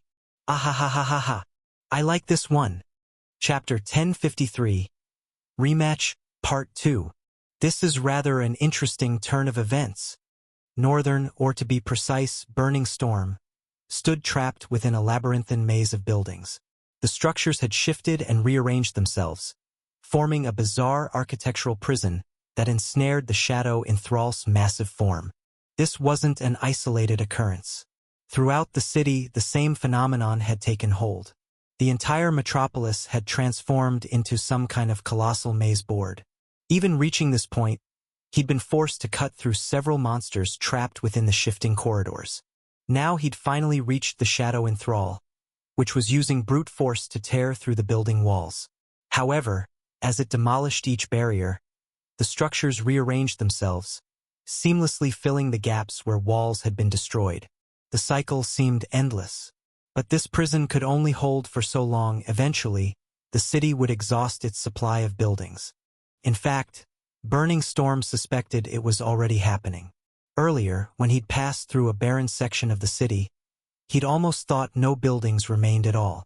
Apparently, nearly every structure had been mobilized to barricade monsters and separate them from each other. Whoever built this city must have been a genius. But what intrigued him even more was how they'd managed to hack into such possibilities. Well, who knows? Burning Storm's expression suddenly darkened. What? Another body? Barely a second later, Titan's Reckoning had discovered another shadow in Thrall. He'd been considering recalling his clones to preserve essence. Titan's Reckoning was currently just a clone, as were the other 2. One of his consciousnesses remained at Therian Citadel right now, while the other was here with him.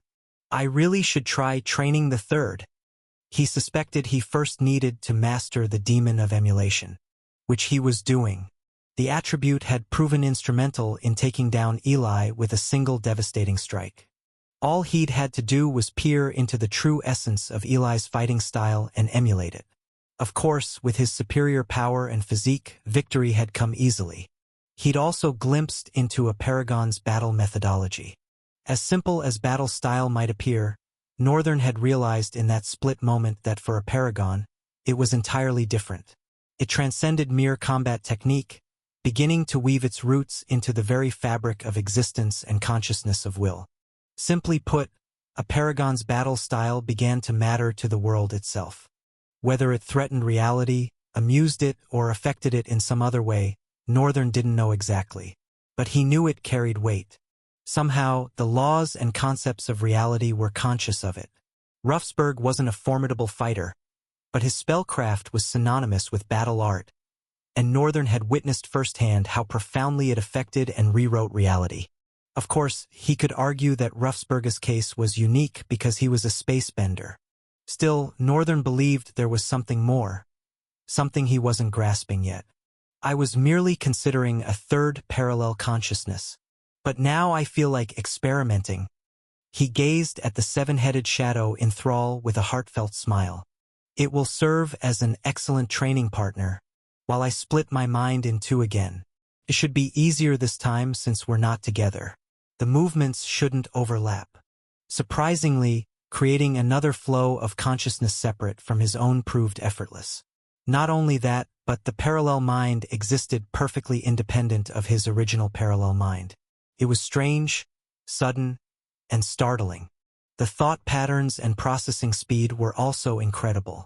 If anything was going to cause problems, Northern felt it would be his inability to keep pace with his own accelerated thinking.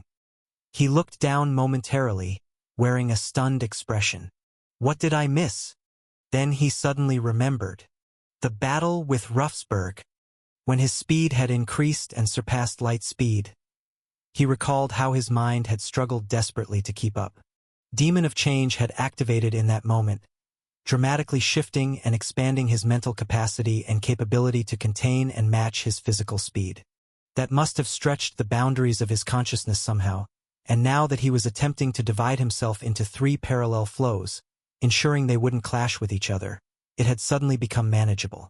And of course, there was also the fact that he was actually making them truly parallel, which he hadn't considered before. If he'd made them parallel the first time, perhaps they wouldn't have clashed during those few instances. But simultaneously, Northern suspected he was wrong.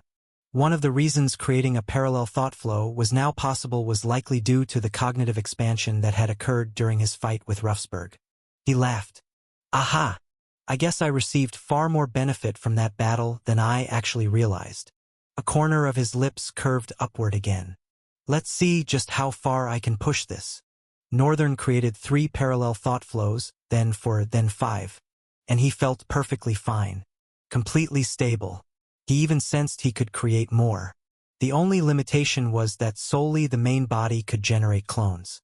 However, he'd also conceived a way to circumvent that restriction. Now that his consciousness existed practically within a clone, wouldn't it be accurate to say Burning Storm here was the main body? But then another obvious obstacle emerged.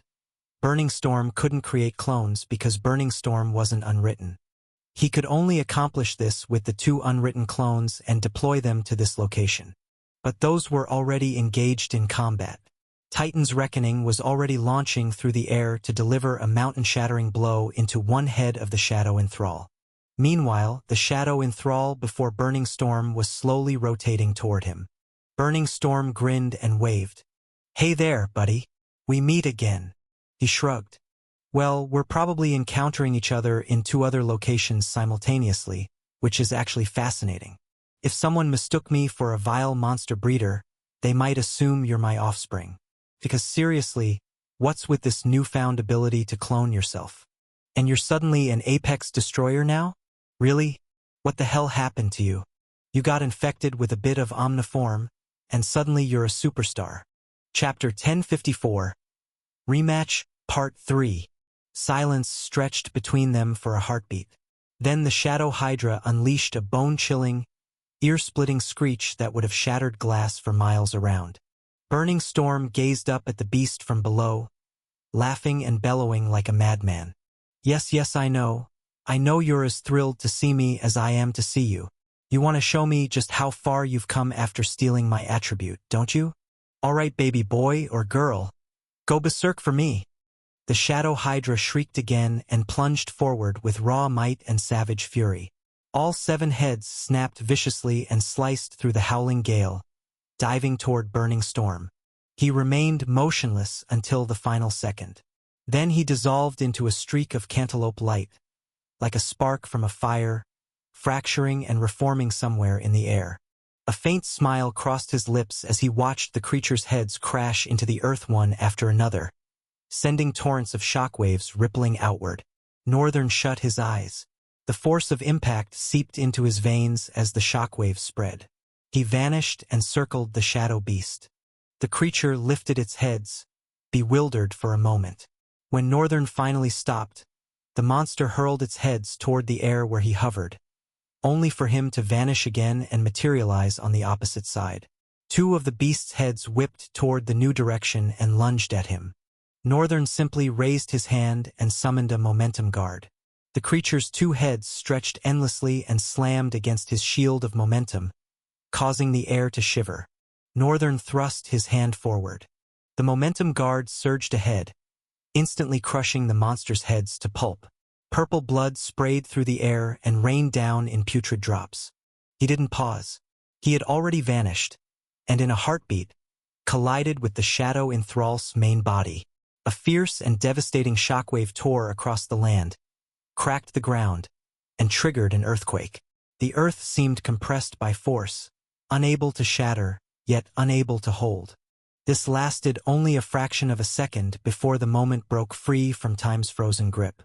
The Shadow Enthrall's body rocketed away at tremendous speed, tumbling and smashing through the ground. Building walls crumbled as the body's momentum showed no signs of slowing. The point of impact had become a crater of destruction. Everything lay in ruins, the ground weakened and collapsing into the depths below. Northern hovered above, glancing down briefly. I'm glad the damage didn't reach the underground shelter. Continuing to fight on land might prove dangerous. The Shadow Enthrall, launched from the city center, crashed through everything in its path until it slammed into the city walls, sending cracks spreading like spider webs through the Great Wall of South Drywall. The monster crumpled down, blood streaming from various wounds across its body. It slowly rose and spread its wings. The wings were pure shadow, oozing darkness as they unfurled with reckless speed. The monster climbed into the sky and seemed to draw a breath. Its eyes, like pools of liquid darkness, deepened with malice. Then it surged forward like a hurricane's tide. Northern stood suspended in the air, watching as the monster flew toward him from the wall 50 kilometers away. Yet the beast was closing that distance with frightening speed. In less than 30 seconds, it would return. Northern remained in the air, his expression ice-cold, his eyes blazing with fierce cantaloupe light. When he becomes Burning Storm, every fiber of his being feels like Burning Storm. Perhaps it was due to the recent shift in his soul. Feels so, him yet not quite him. Having a stream of parallel thought designed specifically for this identity made it more manageable. But reflecting on it filled him with dread about what he was becoming. He shut his eyes slowly for a moment and once again he vanished. He closed the distance in less than 5 seconds and slammed into the shadow abomination, unleashing a violent gale that tore outward. The atmosphere seemed ready to collapse. The clouds rolled away from the impact, only for the shockwave to ripple horizontally and slice through them. Moments later, Northern felt the ground tremble violently, almost as if it tilted to one side. A small grin crossed his face. They're raging over there too. I see. The disadvantage, so to speak, of having parallel minds was that he couldn't tell what the others were doing. He could communicate mentally, but he couldn't invade their consciousness without shattering the cognitive flow he had created. Still, he had a vague sense of how things were unfolding. Titan's reckoning was further ahead than he was. That one was utterly demented. He threw himself into battle with no regard for his own body. He possessed savage strength that could lift mountains and a defensive ability that could withstand 10,000 comets. The bastard would have been the strongest name if Burning Storm wasn't the name of a paragon. And the other two clones, those ones, Burning Storm couldn't tell what was happening. Those ones were even more distant than Titan's reckoning. He opened his fist, studying his fingers with a faint smile while floating in the air. I shouldn't dilly-dally. He then gazed down at the crumbled monster that was already rising. Northern plunged toward the beast. A shockwave erupted instantly, rolling across the debris with savage force.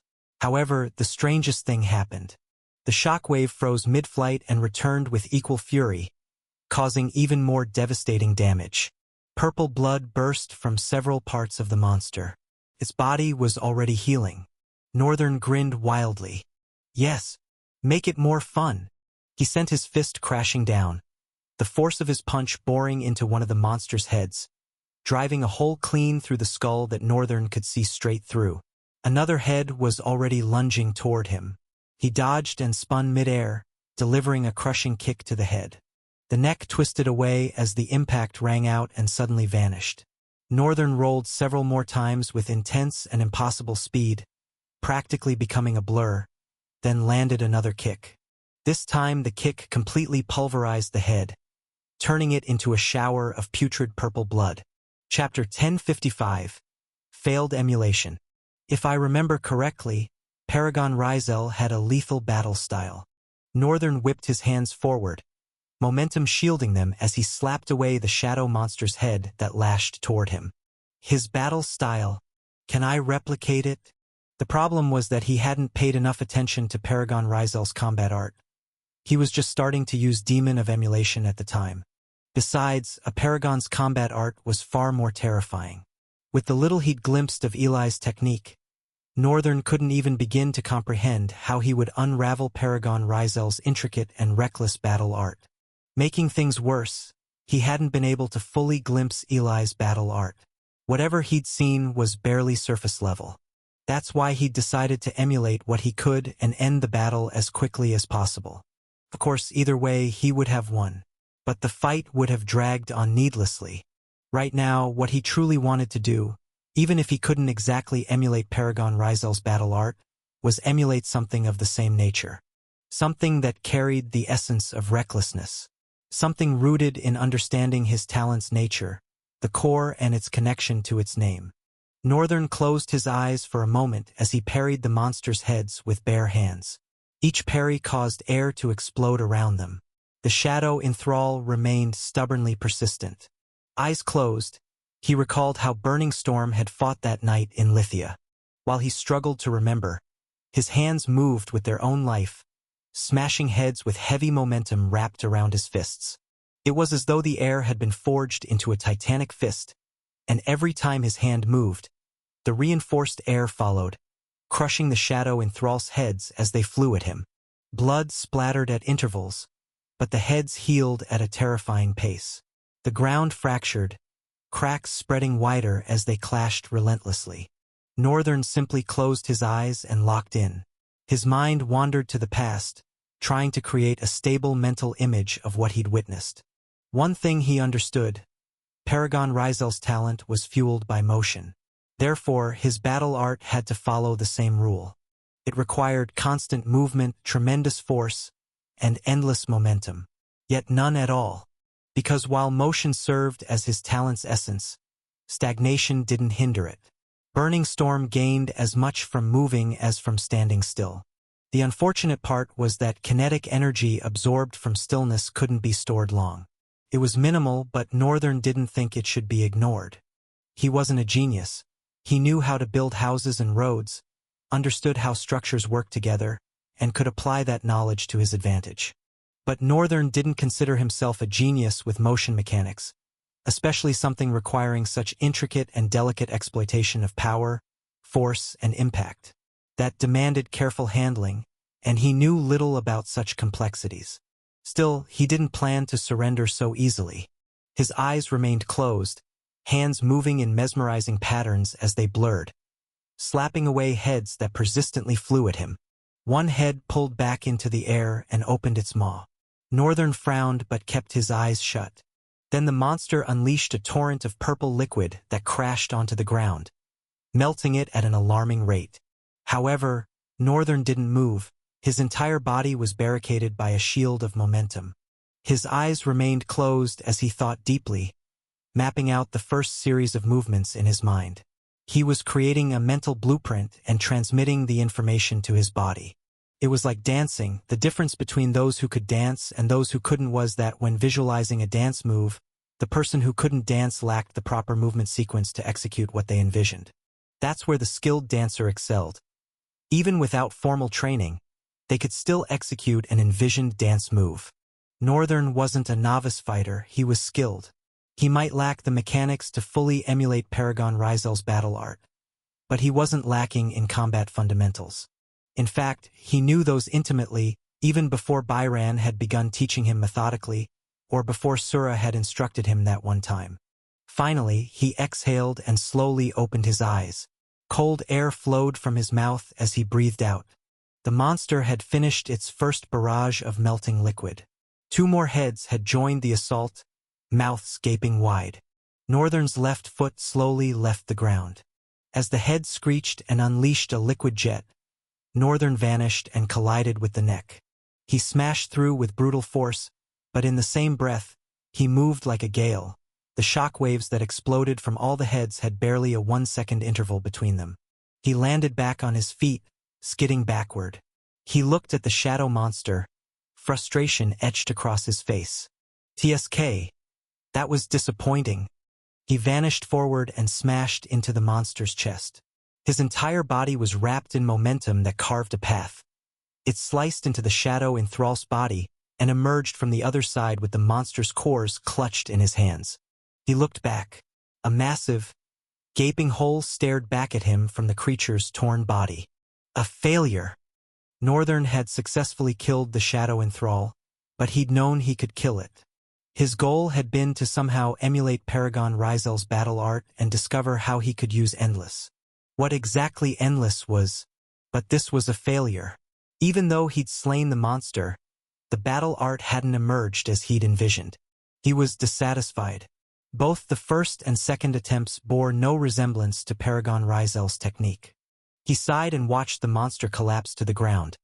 All heads severed, purple blood pooling beneath its massive corpse.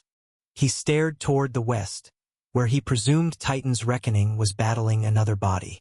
This should be easy. Why isn't he finished? Titan's Reckoning possessed devastating brute strength. This should be the simplest task for him. That's what Northern believed. But somehow he wasn't done. Because if he were finished, and the other two were as well, Northern would have seen the notification that the monster had been slain. But he wasn't seeing anything yet. This made him exhale as he began walking toward Titan's Reckoning's area. As he continued, he met Titan's Reckoning halfway and frowned. Bastard, what are you doing? Titan's Reckoning smiled. I finished early, so I thought I'd come check on you. His smile infuriated Burning Storm. There was something mocking about that smirk. Those two nameless bastards must be what's delaying us. No, they aren't. They actually finished earlier and were recalled by our master. Burning Storm looked at him for a moment and sighed. Your master, by the way, that incompetent fool could never be my master. He massaged the bridge of his nose and looked around. If the three bodies have been defeated, then why is the darkness still here? Titan's Reckoning looked around with a soft smile. It was a question that baffled him too. They'd only found 3 bodies and assumed that defeating them would automatically end this. The darkness would vanish. However, even after defeating all 3 bodies, the darkness persisted. If the darkness isn't vanishing, that simply means we haven't killed the shadow monster. Burning Storm glared. Think I don't know? Titan's Reckoning nodded with his ever-present soft smile, which now irritated Burning Storm even more. Why the hell are you smiling? What are you smiling about? Titan's Reckoning looked at him, still smiling. Would you rather I frown like you, age quickly, and die? No thanks. I heard it takes 2 muscles to smile. I strain plenty of muscles when fighting. The last thing I want is to waste 72 making an ugly expression. But then, dimwits who ride on momentum and force would never understand what actual momentum and force generators go through. He shook his head and looked away. Burning Storm glared at him, fire practically blazing from his gaze. You bastard! What did you say? I dare you to say it again. Just as they faced each other, ready to clash, the atmosphere of the darkness shifted, making them pause. Both looked at each other with silent understanding. Burning Storm grinned. So did Titan's Reckoning. Both slowly turned, saying in unison, Monsters! So damn gullible. Burning Storm looked at his hand with a serious expression. Then his eyes slowly glowed green. This was the first time his eyes had glowed since Northern got the name.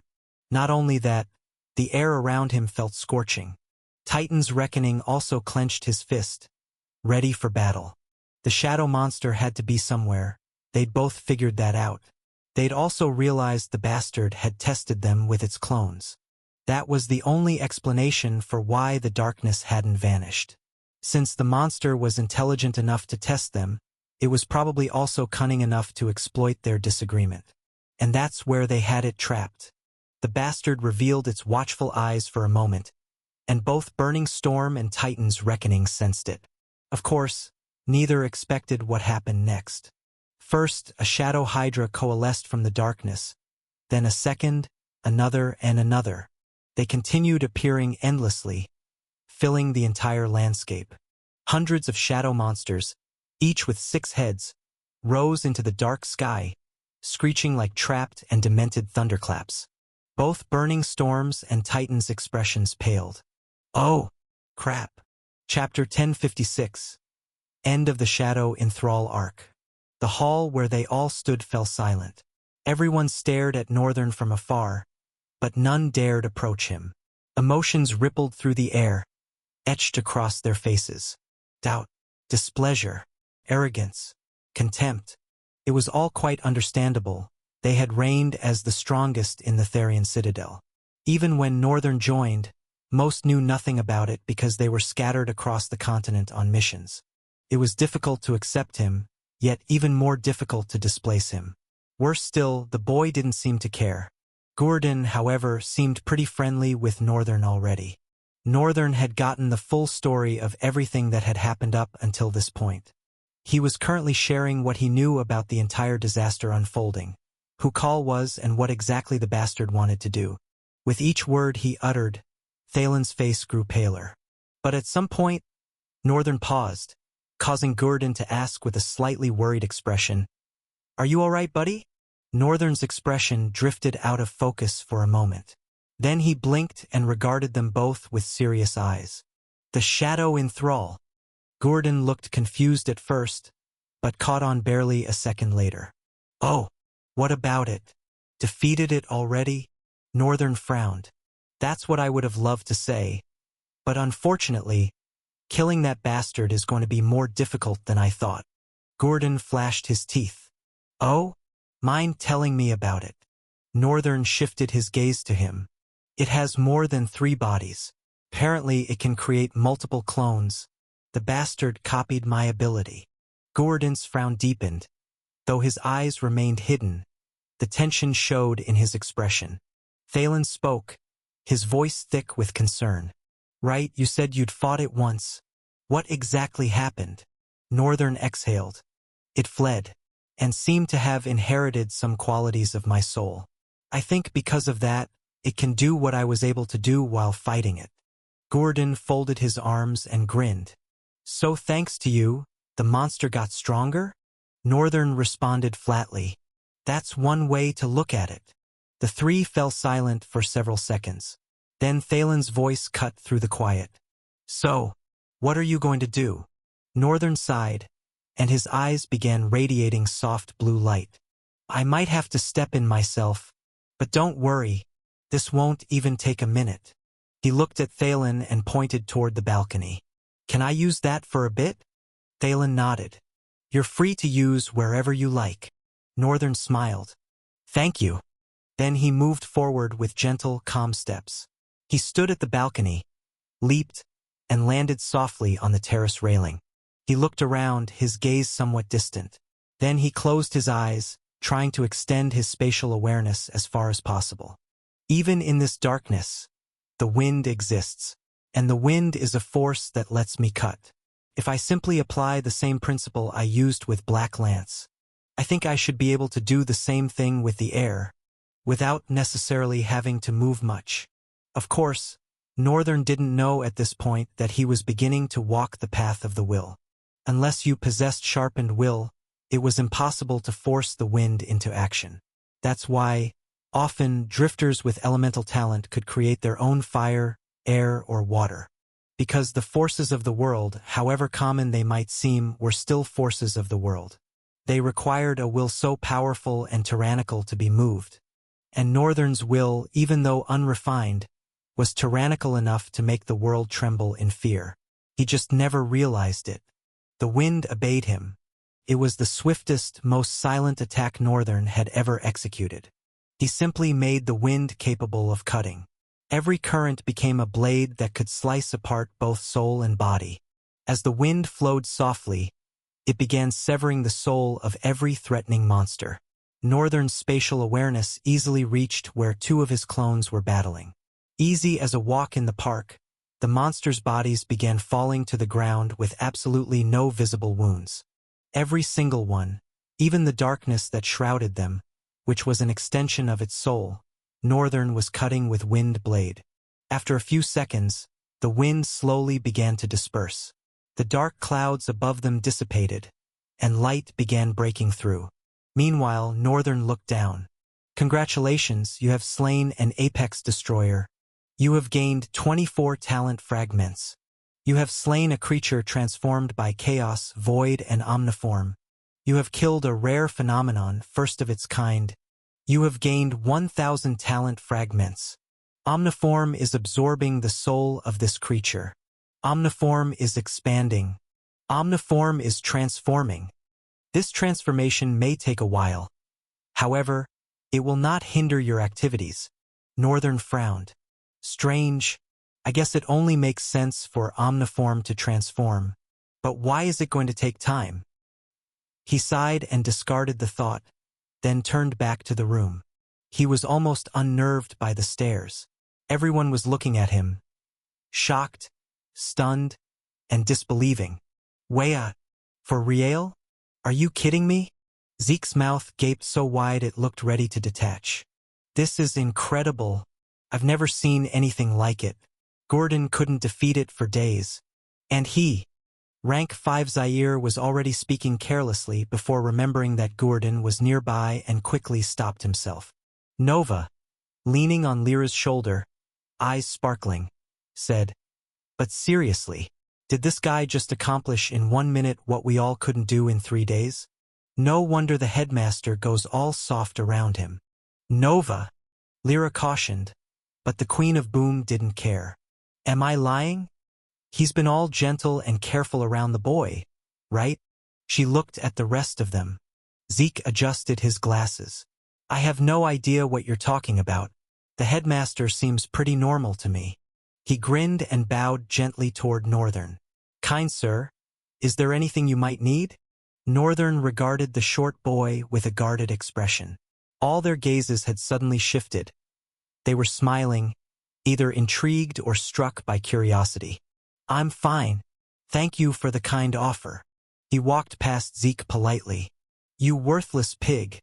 Is that what you're going to stoop to?" Nova yelled at Zeke. But Zeke merely lowered his glasses slightly and peeked over the top. "What do you mean stoop to? I'm merely following the headmaster's example.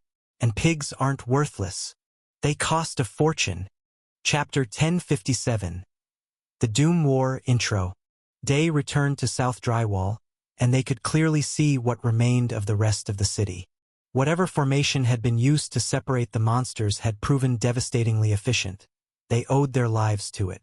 At the same time, it had left the city in utter ruins. The walls were not as they should be. They had twisted into complicated maze patterns. Buildings looked as though they'd been constructed in labyrinthine designs. Fascinating to behold, yet most had been crushed and torn apart, perhaps when monsters tried to forcefully rip themselves free from the maze. A massive, alien ship was gliding toward the center of the city through the air. Northern, Elitis, Thalen, and Gordon stood on the balcony, gazing over the devastated city. Thalen wore a sullen expression. He sighed and frowned slightly. "What happens from here?" Northern's gaze remained indifferent, razor-sharp with focus and hardened by deep resolve, yet detached all the same. Destruction. His tone, however, carried immense weight. "It's going to be nothing but complete annihilation." Thalen looked at him. "What do we do?" "Whatever we can. There are still several other nations being hunted. And I know you have personal business to settle. There aren't many people who can fight in Origin. But if we work together, I'm certain we can stop this." Silence stretched between them. Then Gordon's voice sliced through. He was leaning against the wall behind them. "Would it be enough? An Origin, we could say, is a force as powerful as All herself. Is there anything we can do that will suffice against it? Isn't it more reasonable to stop him at all costs?" Northern felt a flicker of frustration at the question, but he understood, so he couldn't lash out at the poor guy. If there was one thing he'd come to understand recently as he crossed paths with formidable people, it was that everyone strong had earned it. They fought like their lives depended on it, because they did.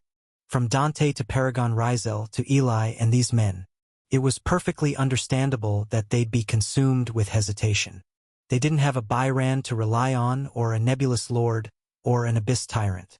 They didn't even know these enigmatic allies of his existed. And even if they did, no one truly grasped the extent of their abilities. It was as though his summons were slowly building and growing for this very moment. And despite everything, he was terrified too. He didn't want to lose his summons. He couldn't bear to lose Abyss Tyrant.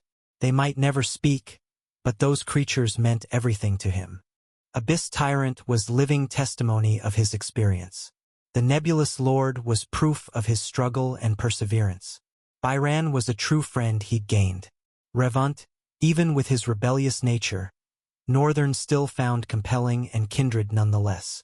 These were his people, his world, beyond his parents. If he lost them, he didn't know if he'd ever find the will to continue. And this was how he, who had a fighting chance against an origin, thought. How much more devastating for them who had no chance at all. Northern truly understood their despair. But there was no alternative. This was the only choice presented to them. The only choice they could make. He glanced back at Gurdon. It's already too late. Anything we attempt will only advance his plans. Our actions or inactions will push Khal's scheme to release Cryos forward because whether it's to protect or destroy, conflict is conflict. The bloodshed matters no more and no less, at least to a terrible existence like them. Gurdon looked down and sighed. So, it is doom. Northern turned away, his voice heavy with finality. It is doom. The airship descended slowly before the Therian citadel walls. Thalen exhaled deeply. So, what's our next move? Northern sighed. The only reasonable strategy is to split into teams, send groups to the remaining nations to help them, while one team heads toward the Dark Continent. Try to stop Cryos before he reaches the Central Plains. Thalen slapped the terrace railing and stepped back. Well then, we'd better get to work. Thalen and Gurdon withdrew from the balcony, leaving Northern and Elitis alone. Elitis stepped forward, hesitating briefly until Northern noticed. Are you all right? He nodded with a respectful bow. Yes, my lord. I'm simply concerned. How did things go? And I might have some crucial information for you. Northern looked at him with interest and smiled. I wouldn't say everything went smoothly. The worst possible scenario was Ruffsburg returning amid this disaster, which happened, and which I faced and somehow survived, stronger than before. Northern joked with a bicep flex. Elitis smiled faintly. You, beyond what I imagined. It's appalling to witness. Northern gave him an odd look. Why say it like that? You sound like you're about to piss yourself. His expression then grew serious. It's ironic. You think I'm strong. Everyone witnesses what I can do and they're shocked, terrified. But I examine my arsenal of skills and consider what's coming for us, and I shake my head at the inevitable ruin, because we're all still doomed, Elitis. Elitis remained silent, studying him carefully. Northern's eyes sharpened as a thought struck him. He looked up at Elitis immediately. Do you think it's possible to seek support from the Riemgard Empire? This concerns the entire continent. Elitis shook his head gravely. It's futile. Riemgard, as far as I know them, stands to gain the most from the Empire's destruction. Northern frowned. What do you mean? Elitis adjusted his monocle. They've always pursued domination. They only ceased after the establishment of the Old Tower Alliance and the government. But this is also how they isolated themselves. Luingard's existence was meant to advance this same agenda. Regardless of which emperor sits on the throne, I doubt their objectives will change easily. Riemgard is virtually untouchable. They can either intervene at the last minute or not at all. Either way, remaining passive serves them best. Northern's face darkened. Because after this ends, they can resume pushing their agenda. Elitis nodded. Precisely, my lord. Northern burned with righteous fury. What kind of tyrannical nation is that? And to think the ruler of such a place is my true father? Northern realized that another, even more devastating war might follow this one, if they won. But first, they had to survive this battle. He sighed and looked at Elitis. What's the other information you had for me? Elitis adjusted his monocle and moved closer to Northern. It concerns Professor Heimberger. Northern raised an eyebrow. Oh, Chapter 1058. I am no hero. Northern was a bit surprised. Professor Heimberger? All right, Professor Heimberger. Did he even survive the academy crash? I don't think so. Elitis wore a soft, knowing smile. I am sure he did, my lord. Northern studied Elytus's face for a couple of seconds, then turned and leaned against the railing, facing him fully. So, what do you have to tell me? Elytus gently folded his hands in front. He has been to the northern continent more than once, and right now, he is also fleeing to the northern continent. Over the span of 10 years, up until recently, he had been meeting with a strange young man at least 26 times. Northern turned his head, a little shocked. That is surprisingly detailed. He tilted his head slightly and bore his gaze into Elytus. Elytus, really, what is your talent? How are you able to know all these things? And why can't I see it? Northern pointed to his eyes. I have special eyes, you see, even though now they are somewhat broken. To my eyes, you seem to be just an ordinary human. However, it makes no sense that an ordinary human can know all these things.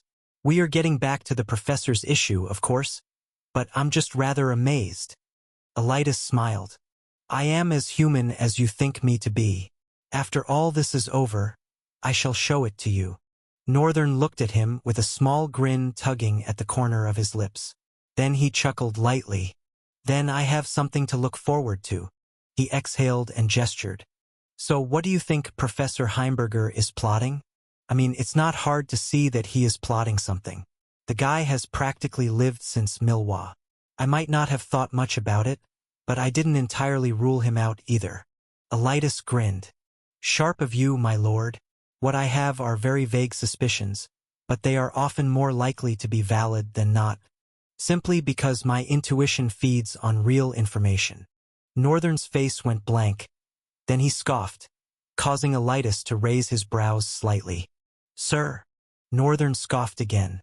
Don't mind me. You sounding so full of yourself just reminded me of how you were when we met. You were quite cocky. How did I not notice that? Elytus's face remained stone-cold despite Northern's remark. He adjusted his monocle. I apologize if I was rude at the time. Northern scoffed and waved his hand dismissively. Don't bother with that. It was fun. So, what do you think Professor Heimberger is up to? Elytus paused. Everything. Northern raised a brow. Everything. When I think about how complex Call's plan was, involving the government and using them as a tool to sow chaos and discord into the continent, it seems rather strange. I feel like there is more. The whole thing had to have been cooked up by someone who knew human society better, not someone who came from the underworld. He paused to breathe. Besides, the professor is wrapped in too much mystery. Not much history was explained to us about who Professor Heimberger is and why he is able to live despite being human. Northern raised his brows. Wow, I am not shocked that he knew about that too. Elytus continued, unaware of Northern's thoughts. I am certain that Professor Heimberger plotted this whole thing with Call. However, the truth of that information is useless to us at the moment. What we need to figure out is what he had to gain from it. Northern looked down, lost in deep thought. So what do you think? Elytus sighed. Sadly, I do not know yet, but I am sure that it has to do with whatever he goes to see in the northern continent. Northern crossed his arms, carefully weighing Elytus's words. He glanced down. The ship had long ago landed, and the crew had entered the Citadel building, making their way up. Now, they were about to enter the wide hall that led to the balcony where Northern and Elytus currently stood talking. The elevator clicked open, and people slowly poured into the hall. Northern touched Elytus's shoulder and smiled. Keep doing what you are doing. Find out what he is up to and create a backup plan if Professor Heimberger turns out to be a problem for us. Elytus smiled and bowed as Northern walked past him. He entered the hall, meeting back up with Eli, Raven, and the rest. The air in the hall was thick and strange, like invisible lightning charged to its peak crackling around them. Helena had blended into the crowd. Lyra and Nova seemed giddy as they explained something to her. Lyra was slightly taller, but all three were around the same height. Helena, though, looked clearly older. Eli and Thalen seemed to recognize each other as well. Annette, Raven, and Vita were the odd ones out, who slowly walked to Northern. It was as hard as ever to read what Raven was thinking. Her face was as blank as Northern remembered it being, or even more blank than usual, holding back something deeper, darker. How the hell did she become a paragon? Did she make a deal with the devil or something? SK. This is crazy. Northern, of course, was not bothered by the fact that Raven was a paragon. That rank didn't trouble him so much anymore. The paragon didn't mean much because he was sure that he could teach a few of them lessons. Again, Call and Dante were able to use whatever method to quickly make a few people paragons, so it was not completely impossible. At the same time, Call was perhaps hundreds, if not thousands of years old, a tyrant, while Raven, she was just 19. Yes, crazy, very crazy. He was going to find out, but not yet. They had not had much time to talk because of the obvious reasons. Raven looked at him, her face serious. Northern. He responded with a brief glance at her and looked at Byron and Annette. Things will be moving quickly from here. Annette grinned, her eyes sparking with energy and readiness. Of course, we are ready for whatever is coming. I believe we have rested enough. Vita also stared with firm resolve. Anything you need us to do, just say it. Northern smiled briefly. He was feeling a little shy and awkward, but the situation was kind of serious. Or he was slowly growing used to this position.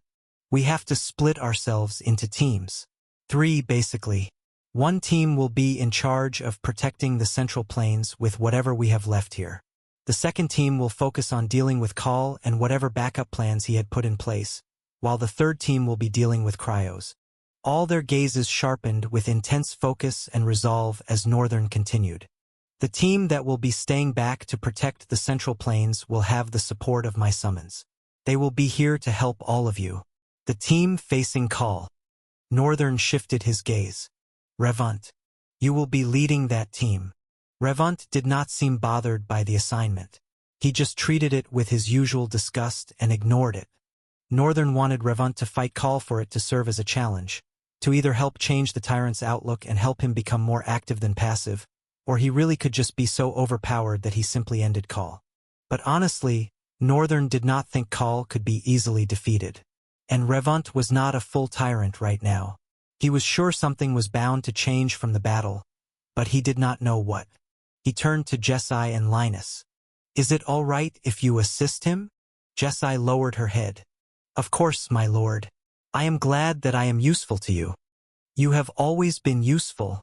Please stop using self-pitying statements like that. He turned away and looked at Annette.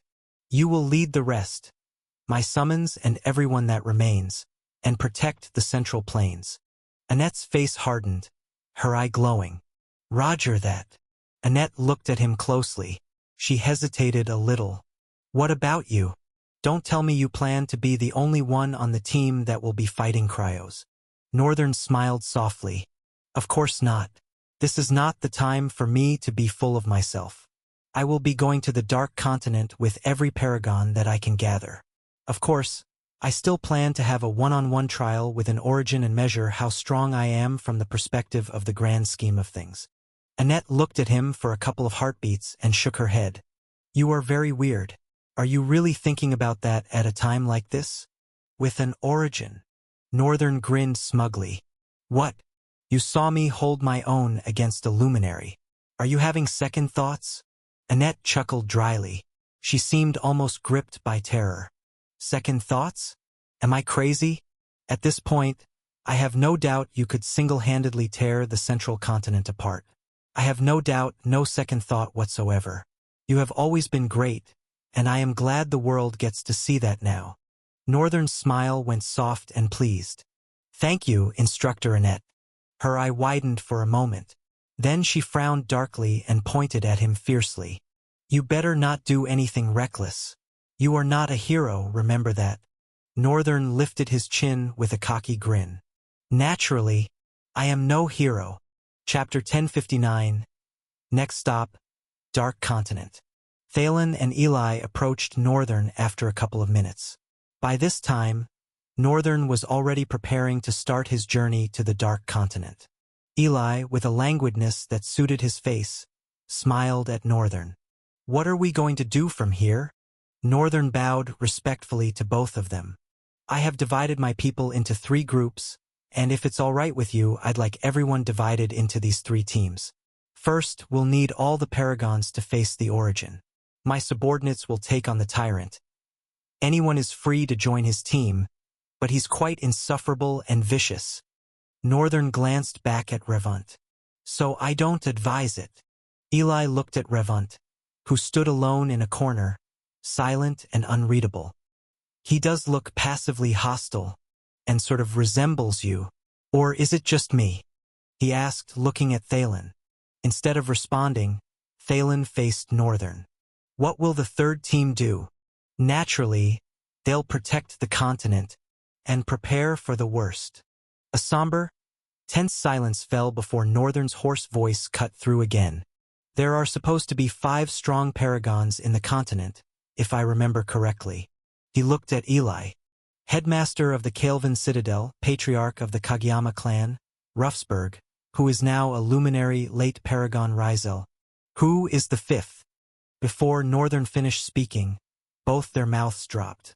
Thalen blinked, his expression stressed and dark. Rian, what do you mean Ruffsburg is now a luminary and late? Rizel is dead. Northern fell silent. Right? Many people don't know yet. He sighed and nodded. I witnessed his final moment.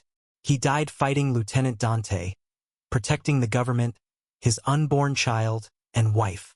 Eli chuckled in disbelief. Sage Rian, this is... He stopped mid-sentence as Northern turned to him. His eyes slowly widened. Wait, are you serious? Yes. His passing was... Northern's mouth trembled slightly. Now isn't the time. We need to figure out how to save the continent. Thalen rested his hands on his hips and sighed, looking down momentarily. Rian's right. We have to find a way. The last paragon you asked about. He paused and breathed again. This time his breath carried tension. He is the Dusk Watcher, Sultan Malacrane Al-Sarraj IV of the Cameron Kingdom. Northern narrowed his eyes briefly. One of the 4 of the Old Tower Alliance. Nothing is known about him. They're an introverted nation with an introverted king. Thalen spoke. If this is happening across all nations, I suppose even a powerful nation like Cameron would be fending off monsters. It should be easy to get him to join us. Northern shook his head. No, there isn't enough time to ride from here to Cameron. That's several more hours. I should be on my way to Stelia as quickly as possible. He fixed his gaze on Thalen. You're an ascendant, and we both know you're stronger than you let on. Would you come with us and put someone else in command of your citadel? Thalen looked at Northern, expressionless for a moment. Then he scoffed. Really, is there any need to ask? Northern moved closer and whispered. There's also something I want to show you. Thalen's eyes widened softly, but as Northern withdrew, he composed his face and nodded before stepping away. The next few minutes passed quickly. Eli bid farewell to his assistant while Thalen handled his affairs efficiently. Soon they were heading toward the enormous airship that looked as if it were built from brown, sandy cement, if such a material existed. The 3 of them, along with Byran, Revant, and Raven, stood in front of the ship. Helena, Annette, and the others were also there, Abyss Tyrant and Nebulous Lord included. Northern glanced at the 2 paragons. Shard Creeper stood near Nebulous Lord's legs, with Siegfried positioned behind him. Northern had said everything he needed to Annette, so there wasn't much left to discuss. However, as he was entering the ship, something suddenly struck him. He turned back with a slight frown. Right. I've always wondered, what about Gilbert? I haven't heard from him in a while. Not even the twins. Annette answered evenly. He was rejected at the academy. The principal had an altercation with him rooted in their shared history. He said he was returning to Variolania. I see. But I don't think he was in Variolania. I was there for a while and saw no sign of him. Besides, the principal, was he not at the academy or did he die? How did Professor Heimberger even escape? The rest of the instructors, the librarian, for example, are they all dead? It seemed obvious that they had somehow perished beneath the academy, but it felt too easy. too clean. Northern's intuition wouldn't let him accept such a simple explanation. Something was happening, he was missing something. But for now, he would focus on fighting the origin. Thalen, Eli, Revant, Raven, and Byran had boarded the ship, leaving Northern as the last person. As he climbed aboard, the stairs retracted and folded into the ship. A low mechanical growl rumbled from the vessel as it slowly began lifting off the ground, silently, with no wind dispersal. Moments later, the ship was airborne, vanishing into the clear clouds. Everyone in the Citadel stared upward. Many knew what the ship had gone to do, what purpose it served. Others had only a vague sense. One couldn't help but feel something after the apocalyptic war drywall had just endured, and worse, they had nearly been eradicated with no chance to defend themselves. The airship represented salvation to them. The fact that it was departing whispered into their hearts. They are going to fight the source of this destruction. They are going to protect the world from ruin. They are going to save humanity from doom. Northern controlled the Tower of Trammel at full speed. He stood at the ship's bow, gazing forward as wind whipped past them violently. The airship's arrowhead design cut through the air with ferocious power and speed, causing the violent currents to fall away to either side rather than buffeting anyone on deck. He silently piloted the airship with his mind. After a few moments, Thalen approached him, observing the vessel. "Since we boarded, I haven't seen you touch this airship's wheel." Northern stared forward. "I don't need to." Thalen fell silent for a while. "That's a unique ship. I never knew you had a power relic like this. Did you get it from a rift?" "No, actually, it was in the Dark Continent, but my guess is that it came from a rift, since many rifts open there." Thalen nodded. I'm not surprised. I've been inside. The design is intricate, and it's easy to tell it's not from this era." Northern's tone remained even. "It's not. It's perhaps the one thing I have connected to the Chaos Prince." He frowned lightly and glanced at Thalen. "Say, you're well-versed with the Chaos Prince, right?" Thalen shrugged. "Not entirely, but I know just as much as you do. The Chaos Prince was a demented rare breed obsessed with containing the void in his body. The Origins called it madness, and because the void was something they understood best. I'm not sure about this part, but I think the Origins once had to battle the void. The fact that the Chaos Prince was pursuing it could have enraged them, especially the origin of the sun." Northern blinked, causing Thalen to raise his brows carefully. "What? I mean, you said you don't know as much as I do. That's a bold lie. You may think so, but it really isn't. The rifts we challenged were tied more to the Chaos Prince than to any origin or tyrant. Everywhere was filled with consequences of his actions. But we've never encountered something as powerful and valuable as this." Eli touched the railing of the ship's bow. Northern turned to look at him. "Ah, I see. If you both care anyway, now might be a good moment for all the lore, you know, especially if it concerns the void." Both turned toward him with interest simultaneously. Thalen spoke with a straight face. "What do you want to know?" Northern looked up momentarily. "I've always been curious. Why is it called a Daystar and not a sun? At first I thought it was terminology, but sun was used freely in the Rift language and historical depictions, especially with the origin of the sun. He's the origin of the sun, not the origin of the Daystar. That would mean a sun does exist, right?" Thalen folded his arms, diving deep into his thoughts. "You're neither wrong nor right. According to the history I know, Trial once had a sun too, but when the world shattered in two, some things couldn't shatter with it." Northern furrowed his brows suspiciously. "So, the sun is in the underworld?" "Yup, happy and thriving." Northern chuckled. He couldn't believe what he was hearing. "This is nearly the most absurd thing I've heard. How was the sun even moved? What cut the world?" Eli shook his head. "You can only imagine what the world felt like when the tyrants and origins were still alive. Mind you, they're not the only race, just the deadliest. And some humans followed them to the other half. Can you imagine how strong they'd be? Humans growing up in a society of beings that can move the sun. Northern lowered his head momentarily. Just when he felt like he was growing strong, he was beginning to remember that he was still miles away from the strength needed to stand at the world's peak. Well, no shit. The underworld is going to be one hell of a place. Chapter 1060. The First Tyrants. One particular piece of information intrigued Northern, though. Actually, several did, but this one above all others. You said, Sir Thalen, that the Origins must have fought a war against the Void before, which means they were likely enraged by the Chaos Prince's attempt to contain it. Thalen nodded slightly as he responded. Yes, I did. To be more precise, there had to have been a point of contact, an experience or something far more significant that the Origins knew and the Chaos Prince did not. And it was most likely catastrophic. Northern lowered his head for a moment, his gaze plunging into deeper thoughts.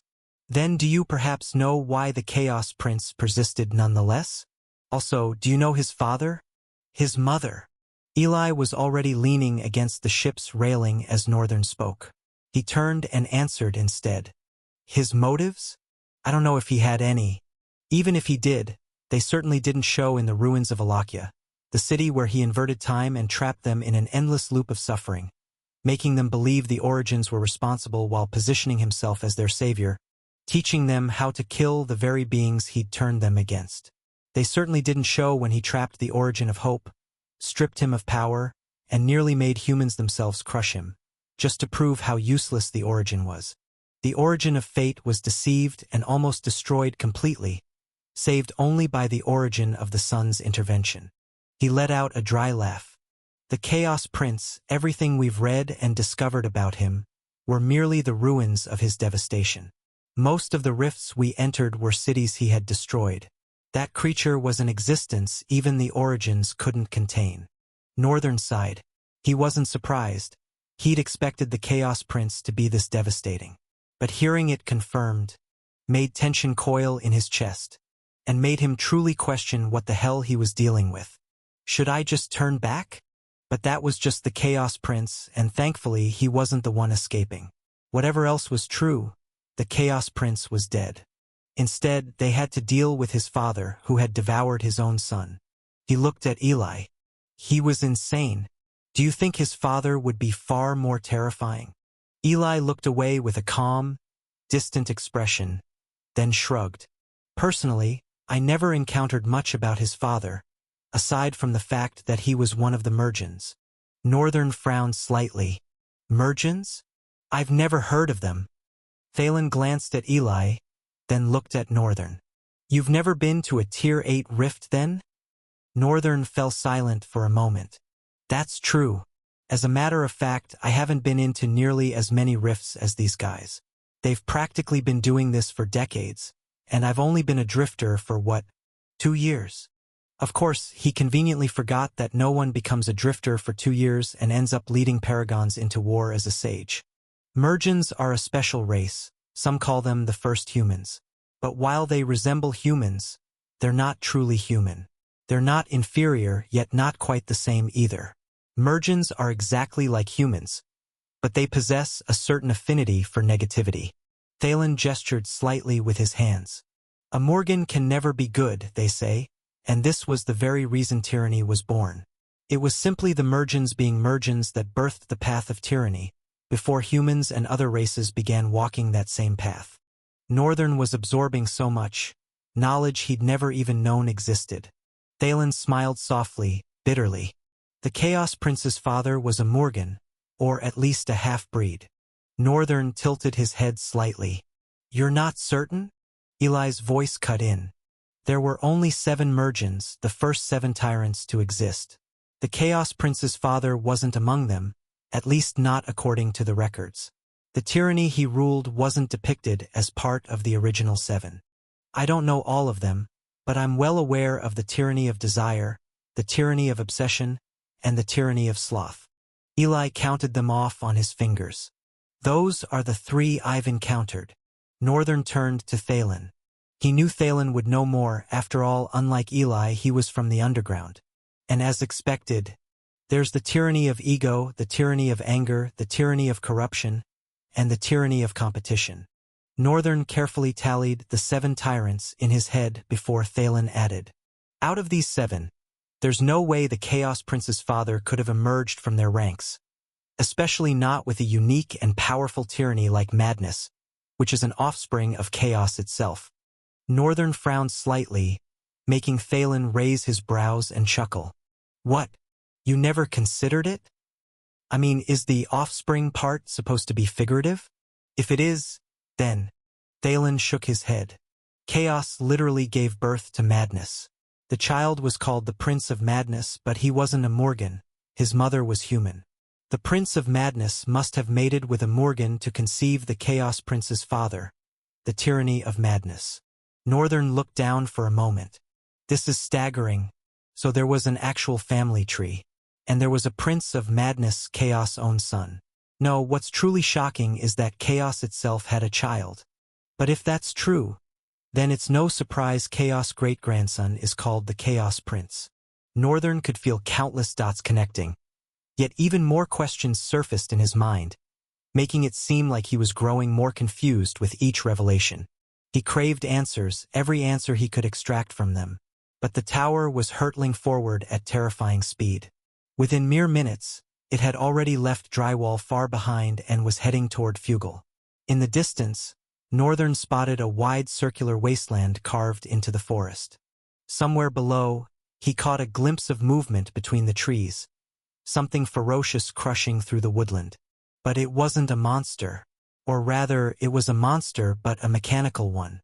Northern watched the dark, 4-wheeled creature as it rolled forward and leaped with savage speed. The view lasted only a second. Both the tower and the mechanical beast were moving at breakneck pace. Northern shrugged and looked away. They were so close to the dark continent now that he could make out the water bodies ahead. Northern sighed and fixed his gaze forward.